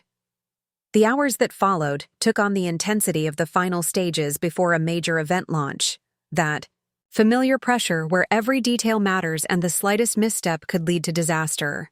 Only this time the stakes weren't a client's reputation or a corporate milestone celebration. Lives and national security hung in the balance. Malcolm called back at 1:30 p.m. Federal authorities are mobilizing. They're taking this extremely seriously, especially given the globe's secure connection. They already had an ongoing investigation into foreign corporate espionage targeting biotech firms. What do they need from us? I asked, putting the call on speaker so Vanessa and Hannah could hear. They want Vanessa to proceed as if she's going along with David's plan, Malcolm explained. Keep texting him normally. Prepare for the trip. They'll have agents at your sister's building before he arrives. Vanessa nodded, though her hand instinctively moved to her belly. A protective gesture I'd noticed was becoming more frequent as the danger increased. What about private aviation? I asked, remembering David's penchant for contingency plans. If he suspects anything, he might bypass commercial flights entirely. They're monitoring all private aviation facilities within a 100-mile radius, Malcolm assured us. And they're tracking known aliases associated with the shell companies we identified. After ending the call, we focused on our respective tasks. Vanessa coordinated with federal agents, providing details about her sister's apartment building and David's expected arrival time. Hannah prepared for the emergency leadership meeting with Evergreen's department heads. I drafted a message to our key clients letting them know about my separation from David without revealing the more serious allegations. At 3 p.m., Hannah set up her laptop for our virtual leadership meeting. Our 5 department directors appeared on screen, expressions ranging from curious to concerned. Thank you all for joining on such short notice, I began, maintaining the calm, authoritative tone I used during crisis situations at events. I'm calling this emergency meeting because Evergreen Events may face some significant challenges in the coming days, and I need everyone prepared to respond appropriately. I took a deep breath. David and I have separated. The circumstances are complicated and may potentially become public in a way that could affect our business relationships. I want to be transparent with you before you hear rumors or news reports. Their expressions shifted to surprise with murmurs of sympathy. While I won't go into personal details, you should be aware that there may be legal and potentially criminal investigations involving David's business activities, I continued. These investigations do not implicate Evergreen Events or any of our operations, but association alone could cause client concern. Our PR director, Zara, spoke up first. Are we talking about financial improprieties or something else? I can't share specifics at this time, I replied carefully. But the situation is serious enough that we need to prepare contingency plans for possible media attention and client inquiries. For the next 40 minutes, we developed a crisis management strategy. Zara would prepare a statement emphasizing Evergreen's operational independence from David's businesses. Our client relations team would personally contact our top 20 clients to reassure them of our stability. Our legal and finance departments would conduct internal audits to verify no connection between Evergreen's operations and David's activities. One more thing, I added before concluding. I'll be unavailable for the next 24-48 hours for personal reasons. Hannah will serve as acting CEO during this time, with full decision-making authority. The team exchanged glances but asked no further questions. They trusted me, trusted Hannah, and understood enough to know that whatever was happening required their professional support rather than personal inquiries. After the meeting, Hannah turned to me. Acting CEO? Is that really necessary? I hope not, I replied. But we need to be prepared for any scenario, including one where I'm temporarily detained for questioning. Her expression grew serious. You really think that could happen? Federal investigations are thorough. They'll need to determine whether I had any knowledge of or involvement in David's activities. The fact that I've been proactive in reporting what we discovered should work in my favor, but nothing is guaranteed. Hannah nodded, her pragmatic nature accepting this difficult reality. The company will be fine, she assured me. We'll make sure of it. By late afternoon, Vanessa had been fully briefed by federal agents via a secure call. She would return to her sister's apartment, pack as instructed by David, and maintain normal communication. Agents would be positioned throughout the building and surrounding area. They want me to wear a wire, she said, looking uncomfortable, to record any incriminating statements he might make. Are you comfortable with that? I asked.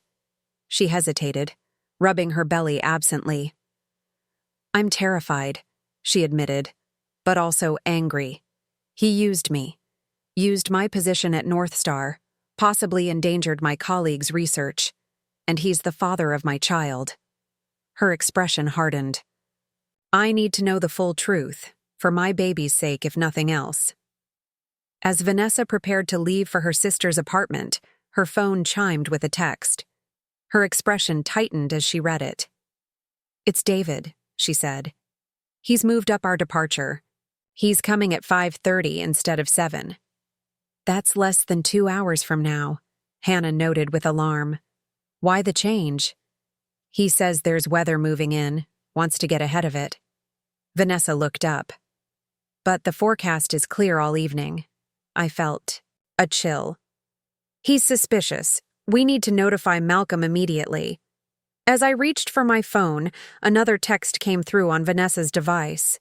He's asking if I've spoken with you since last night, she read aloud, her voice tense. Says he needs to know who I've been talking to before he picks me up. The implied threat was unmistakable. Don't respond yet, I advised, quickly calling Malcolm. When he answered, I explained the accelerated timeline and David's suspicious texts. This changes things, Malcolm said grimly. If he's moving up the timeline and asking questions like that, he may know more than we thought. I'll alert the federal team, but they may not be able to reposition in time. What should Vanessa do? I asked. Tell her not to return to her sister's apartment, Malcolm advised. If David suspects she's cooperating with you or authorities, it's not safe. After ending the call, I relayed Malcolm's concerns to Vanessa. Her face paled. My sister is at that apartment, she said. If David shows up and I'm not there, the implication hung heavily in the air. David might confront her sister, demand information, or worse. Call her, Hannah suggested. Tell her to leave immediately. Vanessa dialed her sister's number. No answer. She tried again. Straight to voicemail. She always answers my calls, Vanessa said, panic rising in her voice. Always. I made a quick decision. Hannah, take Vanessa to the secure conference room on the 3rd floor. Call hotel security and have them post someone at the door. Don't leave for any reason until you hear from me or Malcolm. What are you going to do? Hannah asked, already gathering her things. I'm going to create a diversion, I replied, reaching for my coat. David is still tracking my movements. If he sees me heading across town, away from both here and Vanessa's sister's apartment, it might buy us time. That's too dangerous, Vanessa protested. Less dangerous than doing nothing, I countered. Besides, I know how David thinks. I've been studying his patterns for 10 years, even if I didn't realize their true significance until now. Before either could argue further, I texted Malcolm my plan and headed out. In the lobby, I made a show of checking out, loudly telling the desk clerk I was heading to my parents' house on Bainbridge Island. I made sure to stand directly under a security camera, knowing David likely had access to such systems. Outside, I hailed a taxi rather than using a rideshare app that could be tracked and directed the driver to the ferry terminal. I kept watch for any vehicles that might be following us, but the downtown traffic made it difficult to be certain. My phone buzzed with a text from Malcolm. Agents redirecting to sister's apartment now. ETA 15 minutes. Stay away from that location.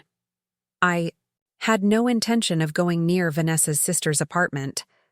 My goal was simply to be visible elsewhere, drawing David's attention if he was indeed monitoring my movements. At the ferry terminal, I purchased a ticket but didn't board, instead, moving to a coffee shop with large windows facing the street. I positioned myself to be visible from outside while maintaining a view of the entrance. My phone rang. Hannah. Vanessa's sister just called back, she said without preamble. She's fine. Was in a doctor's appointment with her phone off. We told her to stay away from the apartment and she's headed to a friend's place now. Relief washed over me. Good. Are you both secure? Yes. Hotel security has someone posted outside the conference room door. Malcolm called. Federal agents are in position around the sisters' building. They have a female agent who resembles Vanessa going in with luggage to make it appear she returned. Smart. They were setting a trap, using David's own surveillance. Techniques against him. What should we do now? Hannah asked. Wait, I replied, and hope David takes the bait. After ending the call, I continued my surveillance of the ferry terminal entrance, sipping coffee I couldn't taste while monitoring texts from Malcolm with updates on the federal operation. At 5:27 p.m., 3 minutes before David's scheduled arrival, at the apartment, Malcolm texted, Target approaching building in black Tesla, agents in position. I held my breath, imagining the scene unfolding across town. David arriving, expecting to collect Vanessa and their escape luggage, instead walking into a federal operation. At 5:36 p.m., another text. Situation developing. Target did not enter. The building. Circled the block twice and departed at high speed. My blood ran cold. David had spotted something. Perhaps recognized the surveillance. Perhaps sensed the trap. And now he was in the wind. I called Malcolm immediately. What's happening? They're in pursuit, he replied, his voice tense. David somehow made the surveillance team. They're tracking his vehicle headed north on I-5. He has another exit strategy, I realized aloud. The Bali tickets were a diversion. That's what the agents think too. They're coordinating with state police and border patrol. His most likely destination would be Canada.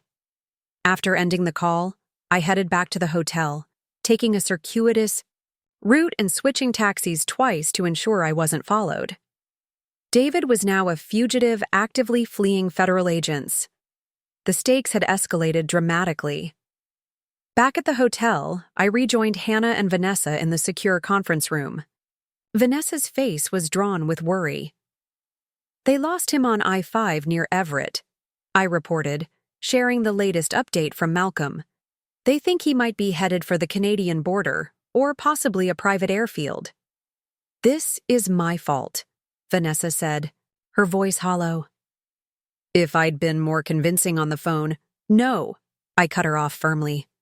David has likely been planning this contingency for months, if not years. He's meticulous, always 3 steps ahead. The fact that federal authorities are now involved and actively pursuing him is already a significant achievement. Hannah, practical, spoke up. What happens now? Do we just wait? I considered our position carefully. We wait, but not passively. David still doesn't know exactly what we've discovered or reported. That gives us one remaining advantage. What's that? Vanessa asked. He doesn't know how much he's lost yet, I replied. And sometimes when you think you still have something to protect, you make mistakes. Night fell over Seattle as we maintained our vigil in the hotel conference room. Federal agents had established a security perimeter around the SAU hotel after Malcolm explained my potential vulnerability as David's spouse. 2 agents were now stationed outside our door, their presence both reassuring and a stark reminder of the danger we faced. Malcolm arrived around 8 p.m. with an FBI agent named Rivera, a stern-faced woman with sharp eyes that missed nothing as She surveyed our improvised command center. "Mrs. Hamilton," she greeted me with a brisk nod. "Agent Teresa Rivera, FBI Cyber Division. I understand you've been instrumental in uncovering this operation." "My involvement was accidental," I clarified. "I only discovered something was wrong when Ms. Caldwell arrived at our anniversary party." Rivera turned to Vanessa. "And you had no knowledge of Mr. Hamilton's activities at North Star?" "None," Vanessa replied firmly. "I believed he was exactly what he claimed to be, a cybersecurity executive who was divorced and expecting a child with me. Learning he was married was shocking. Enough. Finding out he was potentially using me to access research data," she shook her head, unable to fully articulate the betrayal. Rivera nodded, apparently satisfied with our sincerity. "We have agents reviewing all the evidence Mr. West provided," she said, gesturing to Malcolm. "The scope of your husband's operation is significant. Preliminary analysis suggests he's been accessing proprietary information from at least 7 major firms, possibly more. Any leads on his current location?" I asked. "His vehicle was found abandoned at a truck stop near Burlington. We believe he transferred to another vehicle, possibly pre-positioned there." Rivera's expression tightened. "We have roadblocks on all major routes to the Canadian border, but there are numerous unmonitored crossing points in remote areas." The agent placed a laptop on the conference table. "We need to review some additional files recovered from the cloud storage accounts associated with your home network. There may be clues about contingency plans or alternate identities." For the next hour, we sifted through dozens of encrypted files Malcolm's team had recovered. Most contained technical schematics or research data, likely stolen from various companies, but nothing that indicated where David might be heading. Then Vanessa noticed something. "Wait, go back to that folder, the one labeled Eclipse Project." Rivera scrolled back and opened the folder, revealing a series of documents about property developments in various international locations. "I recognize some of these places," Vanessa said, leaning closer. "David mentioned them as potential places we might live after the baby was born. I thought he was just daydreaming about exotic locations." The documents detailed properties in New Zealand, Malaysia, Portugal, and Uruguay, all countries with various advantages for someone seeking to avoid extradition. Most concerning were detailed notes about local banking systems, residency requirements, and private security services. He's been planning exit strategies for years, I realized, establishing bolt holes around the world. "Has he ever mentioned any of these locations to you?" Rivera asked me. I shook my head. David kept his international business travels separate from our personal life. A bitter laugh escaped me. Or so I thought. Now I wonder if those business trips were actually about setting up these escape routes. Rivera was examining the property documentation closely. Some of these appear to be purchased through the shell companies we've identified, but others use different entities we haven't connected yet. She turned to me. "We need to search your residence. There may be physical evidence or devices we haven't accounted for." I nodded. "Of course. Though David hasn't lived there since I discovered his deception 2 days ago." "Nevertheless," Rivera insisted, "he may have left traces or hidden storage we can identify." While the agent made arrangements for the search, my phone buzzed with a text from an unknown number. "Elise, need to talk. Important. D." My heart raced as I showed the message to Rivera. "It's him." "Can they trace it?" Hannah asked. "The number is likely a burner phone," Rivera explained, already alerting her team. "But if we can keep him communicating, we might be able to narrow down his location." She turned to me. "We need you to respond. Keep him engaged. Can you do that?" Nodded, my fingers already typing. "How do I know this is really David?" The response came quickly. "First date, Canlis Restaurant. You ordered the souffle but were disappointed. I said you had impossibly high standards. You said you preferred to call it attention to detail. It was definitely David. Only he would remember that specific exchange from our first date 12 years ago. "What do you want?" I typed. There was a longer pause before his reply. "Not what they're telling you. Not selling secrets. Protecting them. Deep cover operation. Need 48 hours to prove it. Then I'll come in." I looked up at Rivera, who had been reading over my shoulder. "He's claiming to be some sort of undercover operative?" She frowned. "A common deception tactic. There is no legitimate operation that would involve him establishing a second family or stealing corporate secrets." "Keep him talking," Malcolm urged. "Ask for details." I typed. "If that's true, why run? Why not explain?" David's response. "Too compromised. Counterintelligence threat. Can't use normal channels. Need to meet. Just you. I can explain everything."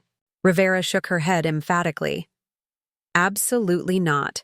We are not setting up an unsupervised meeting." "I wouldn't agree to it anyway," I assured her. Then typed to David. "You're asking me to trust you after everything you've done? I need more than vague claims." His response was immediate. "Check the 3rd volume of Encyclopedia Britannica on our bookshelf. Behind it, flash drive with evidence. Will prove everything." I looked up at Rivera. "We need to check our condo." "The search team is already en route," she confirmed. "I'll have them focus on that location specifically." While we waited for the search team's report, David sent another message. "Running out of time. Need to know if you've found the drive. Yet. Critical evidence."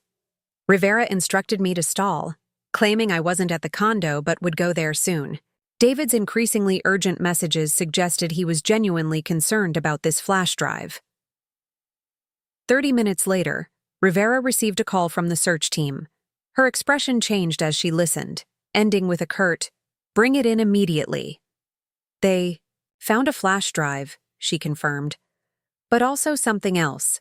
A sophisticated signal jamming device connected to your home network. It appears to have been blocking specific types of remote access to your systems."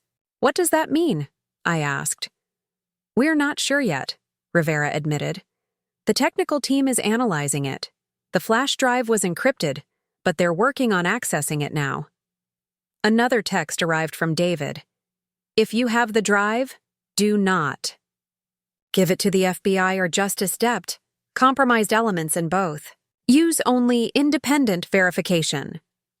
Rivera's expression hardened as she read this. Classic disinformation. He's trying to create doubt about legitimate authorities. Yet something about David's insistence nagged at me. In 10 years of marriage, I'd seen him paranoid about cybersecurity, secretive about his work, and ultimately deceptive about his personal life. But I'd never known him to panic. These messages showed a different side of David. Desperate, urgent, almost frantic. An hour later, a junior agent arrived with a secure laptop, murmuring something to Rivera that made her expression shift from skepticism to concern. She stepped, away for a private conversation, then returned looking troubled. "The technical team has managed to access portions of the flash drive," she said carefully. "The contents are concerning. There appears to be documentation of internal communications within several federal agencies, including the FBI, regarding corporate espionage investigations. Some of it suggests knowledge of globe-secure operations, dating back 3 years." "Meaning what, exactly?" Hannah asked. Rivera chose her words deliberately. "It could suggest that someone within federal law enforcement has been aware of these operations without acting on them. Possibly even facilitating them." The implication hung heavily in the air. David wasn't just claiming to be working undercover. He was suggesting corruption within the very agencies now hunting him. "Is it authentic?" I asked. "We're verifying now, but preliminary assessment suggests these documents would be extremely difficult to fabricate," Rivera admitted. "The timestamps, authentication markers, and internal references are consistent with genuine communications." Malcolm broke the tense silence that followed. So either David is an exceptionally skilled forger who created elaborate fake evidence as a contingency plan, or he's telling the truth about being part of a deeper operation, Vanessa finished, looking stunned. Rivera's phone rang again. She listened intently, her expression growing progressively more serious before ending the call. "I need to step out for a moment," she said. "Do not, I repeat, do not, respond to any further messages from David until I return." After she left, Hannah, Vanessa, Malcolm, and I exchanged bewildered looks. Could he actually be some kind of operative? Hannah wondered aloud. It sounds insane, but even if he is, I pointed out, it doesn't explain or excuse creating an entire second life with Vanessa while still married to me. No legitimate operation would require that. Vanessa nodded in agreement, her hand protectively covering her belly. Using me to access North Star's research wouldn't be authorized by any legitimate agency either. Unless, Malcolm said slowly, he was tracking a much bigger threat and needed deep cover. Intelligence work often operates in moral gray areas. Before we could debate further, my phone buzzed with another text from David. "Time running out. Trace on this phone. One last chance. Access to a personal server in the basement. Password, Ellison Baker 9214 Tango. Download everything. Trust no one in the current investigation team. Some are compromised. Will contact you when safe. Minutes." Later, Rivera returned, accompanied by an older man in a crisp suit who introduced himself only as Director Calloway. "Mrs. Hamilton," Calloway began, his voice measured and authoritative, "we need to have a frank conversation about your husband and the nature of his activities. The situation is more complex than it initially appeared." "How so?" I asked, suspicion mounting. "Some of the information on that flash drive correlates with an ongoing internal investigation," he explained carefully. "I'm not at liberty to share all the details, but it appears your husband may indeed have been involved in a sanctioned operation, at least initially." "What does that mean, at least initially?" Vanessa demanded. Calloway regarded her thoughtfully before responding. "It means, Ms. Caldwell, that the lines between authorized activities and potential criminal actions have become blurred. We're still determining exactly where your husband falls on that spectrum." Another text arrived from David, this one addressed to both Vanessa and me. "They're there now, aren't they? Ask them about Operation Blacklight. Watch their reaction. Then, decide who to trust." I showed the message to Calloway, whose composed expression flickered momentarily before he recovered. "Your husband is grasping at straws," he said, though something in his tone lacked conviction. "I strongly advise against any further unsupervised communication with him." But the seed of doubt had been planted. I studied Calloway's carefully neutral expression, Rivera's tense posture, and made a decision. "Director Calloway," I said, keeping my voice steady, "what can you tell us about Operation Blacklight?" The temperature in the room seemed to drop several degrees at my mention of Operation Blacklight. Director Calloway's carefully composed expression faltered for just a fraction of a second. So briefly I might have missed it if I hadn't been watching for exactly such a reaction. "I'm not familiar with any operation by that designation," he replied smoothly. Too smoothly.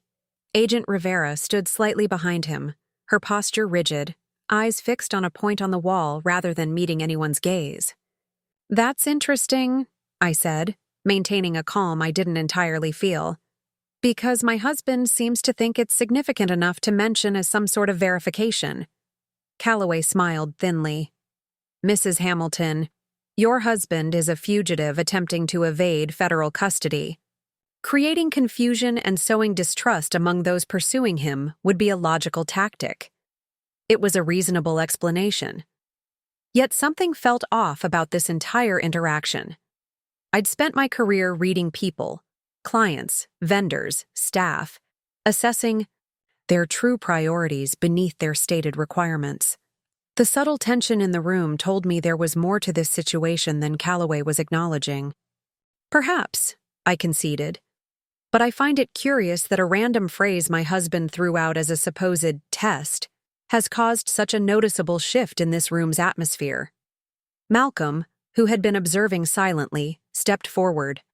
Director, with all due respect, I've worked in government cybersecurity contracts for 15 years. I've heard whispers about blacklight in certain circles.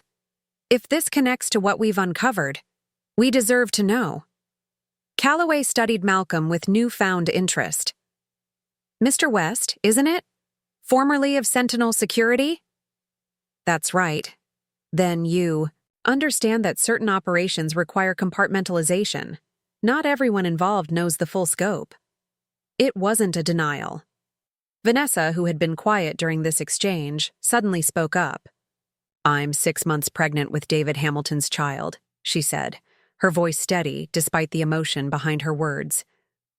I've discovered in the past 3 days that the father of my baby is married, has been lying about his identity, and may have been using me to access sensitive research from my company. If there's more to this story, if there's any legitimate reason for what he's done, I deserve to know. Her directness seemed to catch Calloway off guard. He glanced at Rivera, who gave an almost imperceptible nod. Ms. Caldwell, Mrs. Hamilton, he began carefully. I can acknowledge that your husband has had contact with certain federal agencies regarding cybersecurity threats. Beyond that, I'm not at liberty to discuss details of ongoing operations. Not good enough, I replied firmly. David is communicating with us, not you. He's directing us to evidence that he claims will explain his actions. If you want our cooperation, in locating him, we need more transparency. Calloway's expression hardened. This isn't a negotiation, Mrs. Hamilton. National security matters aren't subject to civilian demands for transparency. I held his gaze steadily. You're right. It's not a negotiation. Because you need us more than we need you right now. David trusts us enough to make contact. He's directing us to evidence that might explain his actions. If you shut us out, you lose that advantage. Standoff stretched for several tense seconds before Hannah broke the silence. I think what Elise means, she interjected diplomatically, is that a collaborative approach might be more productive for everyone. Calloway considered this, then seemed to make a decision. Agent Rivera, please secure the room. Rivera moved, efficiently, checking that the door was locked and making a brief call requesting additional security measures. When she nodded to Calloway, he sat down at the conference table. What I'm about to share is classified, he began. Disclosure to unauthorized personnel is a federal offense. He looked pointedly at Hannah, who raised her hands. I can step out. No, I interrupted. Hannah stays. She's my operations director, and I trust her completely. After a moment's hesitation, Calloway continued. Approximately 3 years ago, federal intelligence agencies became aware of a sophisticated effort by foreign actors to access sensitive research from American biotech, defense, and energy companies. The approach wasn't a traditional cyber attack, but something more insidious. They were compromising the security firms that protected these companies. Like Sentinel, Malcolm said.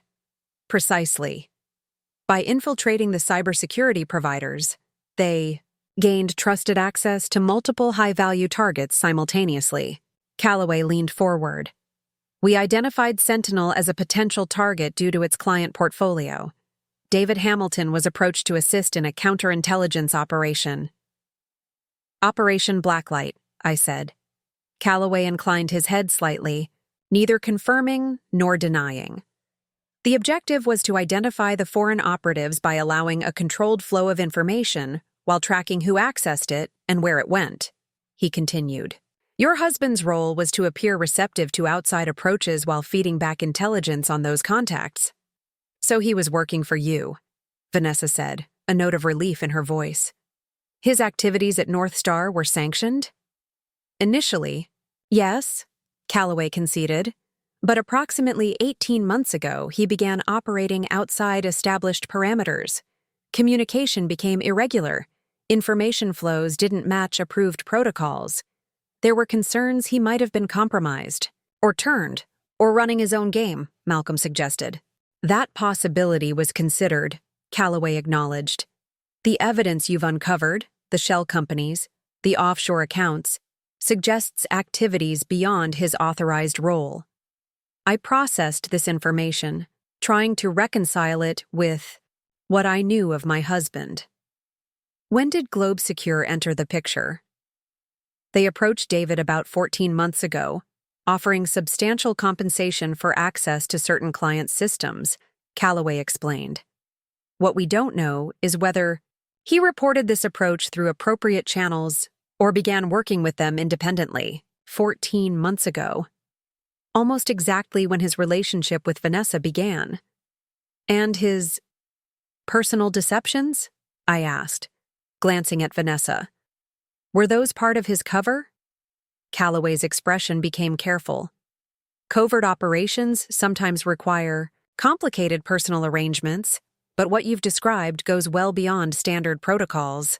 No, Mrs. Hamilton, I can't offer you the comfort of believing your husband's betrayal was sanctioned for national security.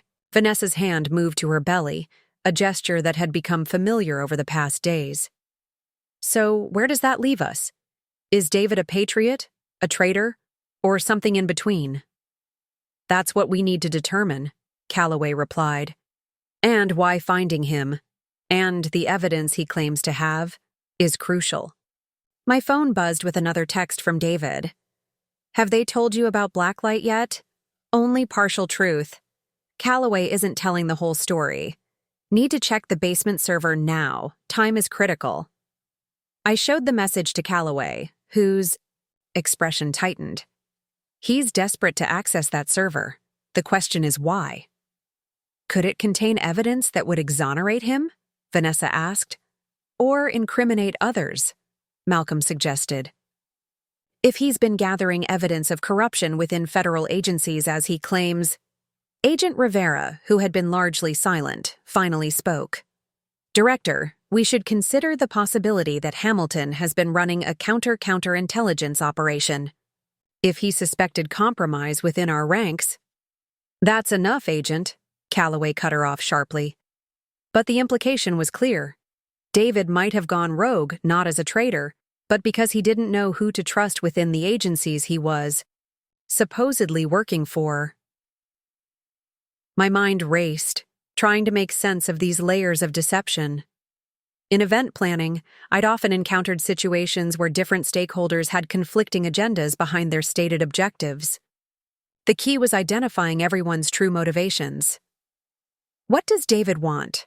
I asked aloud, thinking through the problem. He's running from federal agents, but making contact with us. He's directing us to evidence rather than trying to destroy it. He could have fled the country days ago, but he's still here, still engaging. He wants clearance, Calloway suggested, to demonstrate that his unauthorized activities were justified. Or he wants protection, Vanessa countered. If he's gathered evidence against powerful people, he might fear retaliation. I considered both possibilities. Whatever his motivation, that server seems to be the key. Calloway stood up. We'll send a technical team to secure and analyze the server immediately. No, I said firmly. David specifically warned against letting your people access it directly. If there's any truth to his claims about compromise within federal agencies, that could destroy the very evidence he's trying to preserve. Mrs. Hamilton, you're now interfering with a federal investigation, Calloway warned. I'm trying to ensure the integrity of potential evidence, I corrected. I propose a compromise. Malcolm's team accesses the server, with federal agents present as observers only. The data is copied to secure media with multiple authenticated backups to prevent tampering.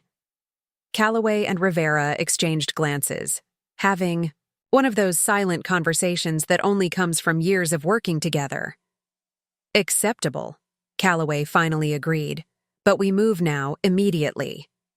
As preparations were made for the server retrieval, I pulled Vanessa aside. Are you okay? I asked quietly. This is a lot to process. She gave a hollow laugh. My boyfriend turning out to be a married man was shocking enough, finding out he might also be a spy involved in some complex counterintelligence operation is... She shook her head. I don't even have words for what this is. I know, I sympathized. 10 years of marriage, and I'm realizing I never truly knew who I was living with. Do you think... Vanessa hesitated. Do you think any of it was real? His feelings for either of us? It was the question I'd been avoiding since this began. Had our entire relationship been a calculated front for his covert activities? Had every intimate moment, every shared dream, every whispered promise been part of an elaborate performance? I don't know, I admitted. But I intend to find out. As Malcolm prepared to leave with the federal team to retrieve the server, he pulled me aside. Elise, be careful. If David is right about compromised individuals within federal agencies, anyone could be involved, even Calloway. I know, I replied. That's why I want you personally handling the server. You're the only technical expert in this situation that I trust completely. What about you? Will you be safe here? I glanced at Vanessa, who was speaking quietly with Hannah across the room. We'll be fine. Rivera is leaving additional agents for our protection. After they departed, Rivera approached me with a sat phone. We've established a secure channel for any further communications from your husband. If he contacts you again, try to keep him engaged. The longer he communicates, the better chance we have of locating him. I nodded, taking the device. And if he asks about the server? Tell him we're retrieving it according to his instructions. Independent verification, multiple backups. She hesitated, then added in a lower voice, Trust your instincts, Mrs. Hamilton. Your husband isn't the only one with secrets in this operation. Before I could ask what she meant, she turned and followed Calloway out, leaving us with 2 stone-faced agents posted at the door. Hannah, Vanessa, and I exchanged bewildered looks as the door closed behind them.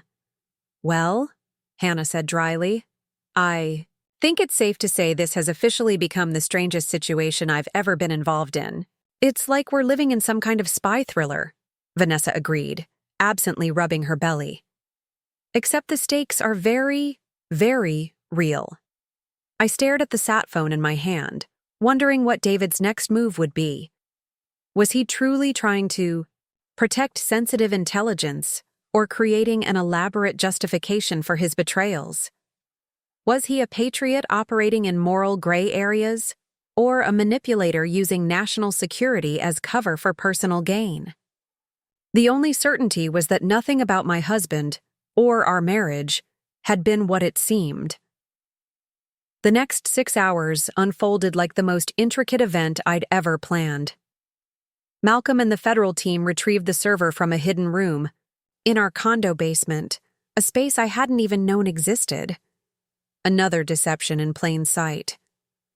Shortly after midnight, Malcolm returned to the hotel, his expression a mixture of exhaustion and astonishment. The server is secure, he reported. But Elise, the contents are explosive. David has been gathering evidence for over a year, documenting a coordinated effort by individuals within federal agencies to facilitate corporate espionage. Is it credible? I asked. Disturbingly so, Malcolm confirmed. Names, dates, account, numbers. It's meticulously documented in a way that would be nearly impossible to fabricate. So, David was telling the truth? Vanessa asked, sitting up from where she'd been dozing on the conference room sofa. He was working against corruption? It's more complicated, Malcolm replied. The evidence suggests he started as a legitimate counterintelligence asset, discovered corruption within the operation, and then went rogue. But in doing so, he crossed lines, including accessing systems beyond his authorization. And his personal deceptions? I pressed. His relationship with Vanessa, the secret accounts? There's nothing in the data that explains or justifies his personal choices, Malcolm admitted. Those appear separate from his intelligence activities. My phone buzzed with a text from David. Server secure? Need one final piece. Must meet. In person. Meadowbrook Park, East Entrance, 5 a.m., critical to completing the evidence chain. It could be a trap, Hannah warned after I showed them the message. Or his last chance to explain himself, Vanessa countered. We should inform the federal team, Malcolm suggested. Not yet, I decided. Until we know who's compromised, we need to be cautious. I turned to Vanessa. I think you should come with me. David has been compartmentalizing his life. It's time those compartments collide, she nodded. I want to hear whatever explanation he offers. I need to know what to tell my child someday. At 4:30 a.m., we slipped through the hotel's service entrance, evading federal surveillance. The city was quiet as we made our way to Meadowbrook Park. Malcolm followed at a distance as our backup. At precisely 5 a.m., headlights appeared before shutting off. David emerged, almost unrecognizable in casual clothes and a baseball cap, his usually clean-shaven face sporting several days of stubble. He stopped abruptly when he realized I wasn't alone. I told you to come alone, he said tensely. You lost the right to make those demands when you built a life with 2 women simultaneously, I replied evenly. Whatever you have to say, you can say it to both of us. After a calculating look, David seemed to accept this reality. I owe you both explanations. But first, was anyone else informed about this meeting? Malcolm knows. He's nearby as a precaution. David nodded. The server data, have you reviewed it? Malcolm has. He says it documents corruption within federal agencies. That's part of it. David glanced nervously around. But there's a final piece they don't know I have. Evidence directly implicating Director Calloway as the primary liaison with Globe Secure. The revelation hit like a physical blow. Calloway, the man leading the investigation, was potentially the mastermind behind the operation. When did you realize the truth? I asked. About 18 months ago. I discovered irregularities in the data flows, information being diverted outside approved channels. When I tried to report it through official procedures, my concerns were buried. His expression hardened. That's when I realized how high the corruption went. And us? Vanessa gestured between herself and me. Where do we fit into this espionage? Drama? David looked genuinely ashamed. Elise, our marriage was real. It began before any of this. He turned to Vanessa. And meeting you at that conference was a coincidence, not a strategy. But I knew your position at North Star gave me the access I needed. So you seduced me for my security clearance, Vanessa said flatly. Initially, yes, David admitted. But it became more than that. I never expected to develop real feelings for you, never planned on a child. He ran a hand through his hair. I know how this sounds. That I'm justifying inexcusable personal choices with some greater good. You could have told me the truth, I said quietly. We were partners, David. For 10 years. I was trying to protect you, he insisted. These people don't hesitate to eliminate threats, including families of whistleblowers.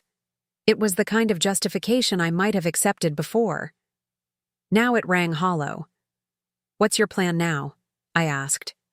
You're a fugitive. Calloway controls the investigation. That's why I need your help. David removed a small metallic device from his jacket. This contains the final evidence linking Calloway directly to Globe Secure. There's a Justice Department special prosecutor, Samantha Reeves, who's investigating internal corruption independently. She can act on this evidence, but I can't approach her without being arrested. If we do this, I said carefully, what happens afterward? To us? To Vanessa and your child?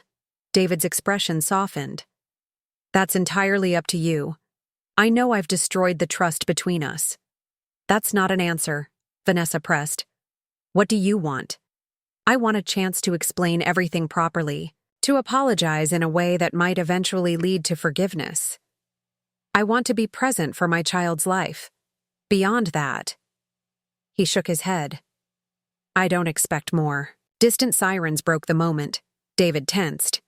"They've discovered you're gone," he said urgently, pressing the device into my hand. "Contact Reeves directly. Only her. Malcolm knows secure channels." He backed toward his car. "I'll create a diversion." "David, wait," I called. "Where will you go?" "Better you don't know right now. I'll contact you when it's safe." He paused, looking at us both with genuine regret. "I'm sorry, for all of it. Whatever my justifications, you both deserved better." Then he was gone, the car disappearing into the pre-dawn darkness as federal vehicles sped past the park entrance in pursuit. "Do you believe him?" Vanessa finally asked. "About corruption?" "Possibly. The evidence Malcolm reviewed supports it." I met her gaze. "About his feelings and justifications for deceiving us? I'm not sure." "Neither am I," she admitted, cradling her belly. "But I think we need to see this through." Malcolm appeared from the shadows. "We should move quickly. If Calloway realizes you have that device." At Malcolm's secure location, we reviewed David's final evidence cache. The material was damning. Recorded conversations between Calloway and Globe Secure operatives, financial transfers, and disturbingly contingency plans for resolving complications if exposed. "David's name is on this list," Malcolm noted grimly, pointing to a document titled Priority Containment Targets. "So is yours, Elise." Whatever David's personal failings, the danger was real. With Malcolm's help, we contacted Special Prosecutor Reeves, whose reputation for integrity was matched by her tenacity. After reviewing our evidence, she mobilized her trusted team, deliberately bypassing Calloway's chain of command. The next 48 hours unfolded in a blur of secured depositions and carefully coordinated operations. Calloway was arrested while discussing containment options with Globe Secure contacts. 5 other federal agents were taken into custody as accomplices. Through it all, Vanessa remained by my side, 2 women united by betrayal, now partners, in uncovering a truth larger than our personal pain. David emerged from hiding after Reeves guaranteed his safety as a cooperating witness. The legal proceedings that followed were complex and largely classified. He received immunity for his cooperation, though his security clearances were permanently revoked.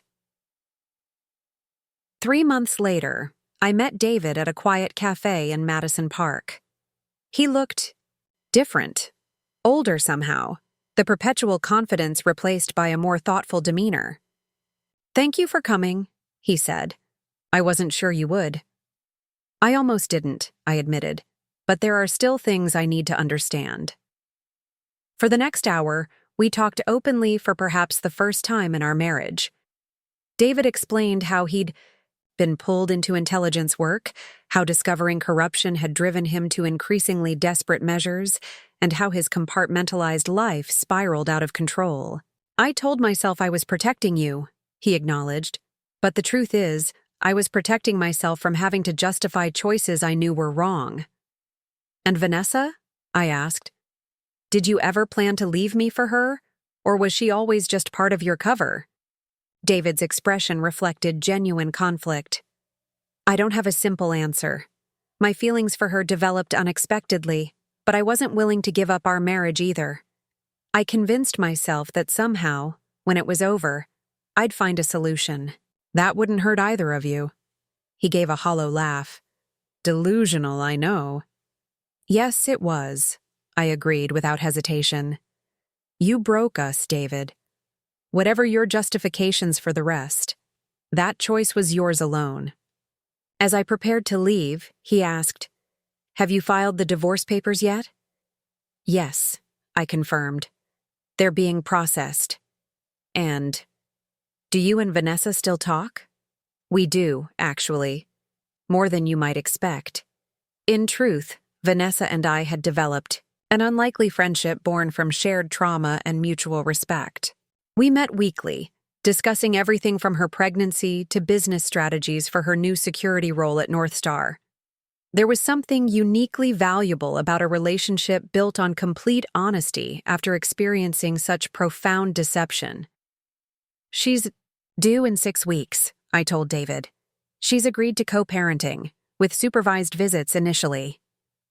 And you? He asked quietly. What happens next for you? I considered the question seriously. The past months had been transformative, painful, but clarifying. I'd discovered strengths I hadn't known I possessed and reimagined what my future might hold. I'm rebuilding, I said finally. Not just recovering from what happened, but constructing something new and entirely mine. Something better. As I walked away, I felt a sense of closure that had eluded me since that fateful anniversary night. The pain hadn't disappeared entirely, but it no longer defined me. David had spent our life savings on secrets and lies, building a double life that ultimately collapsed. He had underestimated both women in his life, assuming we would break rather than adapt when his deceptions were exposed. Instead, Vanessa and I had emerged stronger, not just surviving his betrayal, but transforming it into something neither of us could have anticipated. An authentic connection forged in extraordinary circumstances. Sometimes the most profound reconstructions arise from complete collapse. Sometimes the most unexpected alliances form in the aftermath of betrayal. And sometimes, the end of one story becomes the beginning of something far more valuable. A life rebuilt on truth, with no room for deception. Looking for more? We've got 2 amazing stories ready for you right on screen. If this one touched you, these are absolutely worth your time. Click to watch them now. And hey, subscribe and hit that bell to never miss our latest uploads.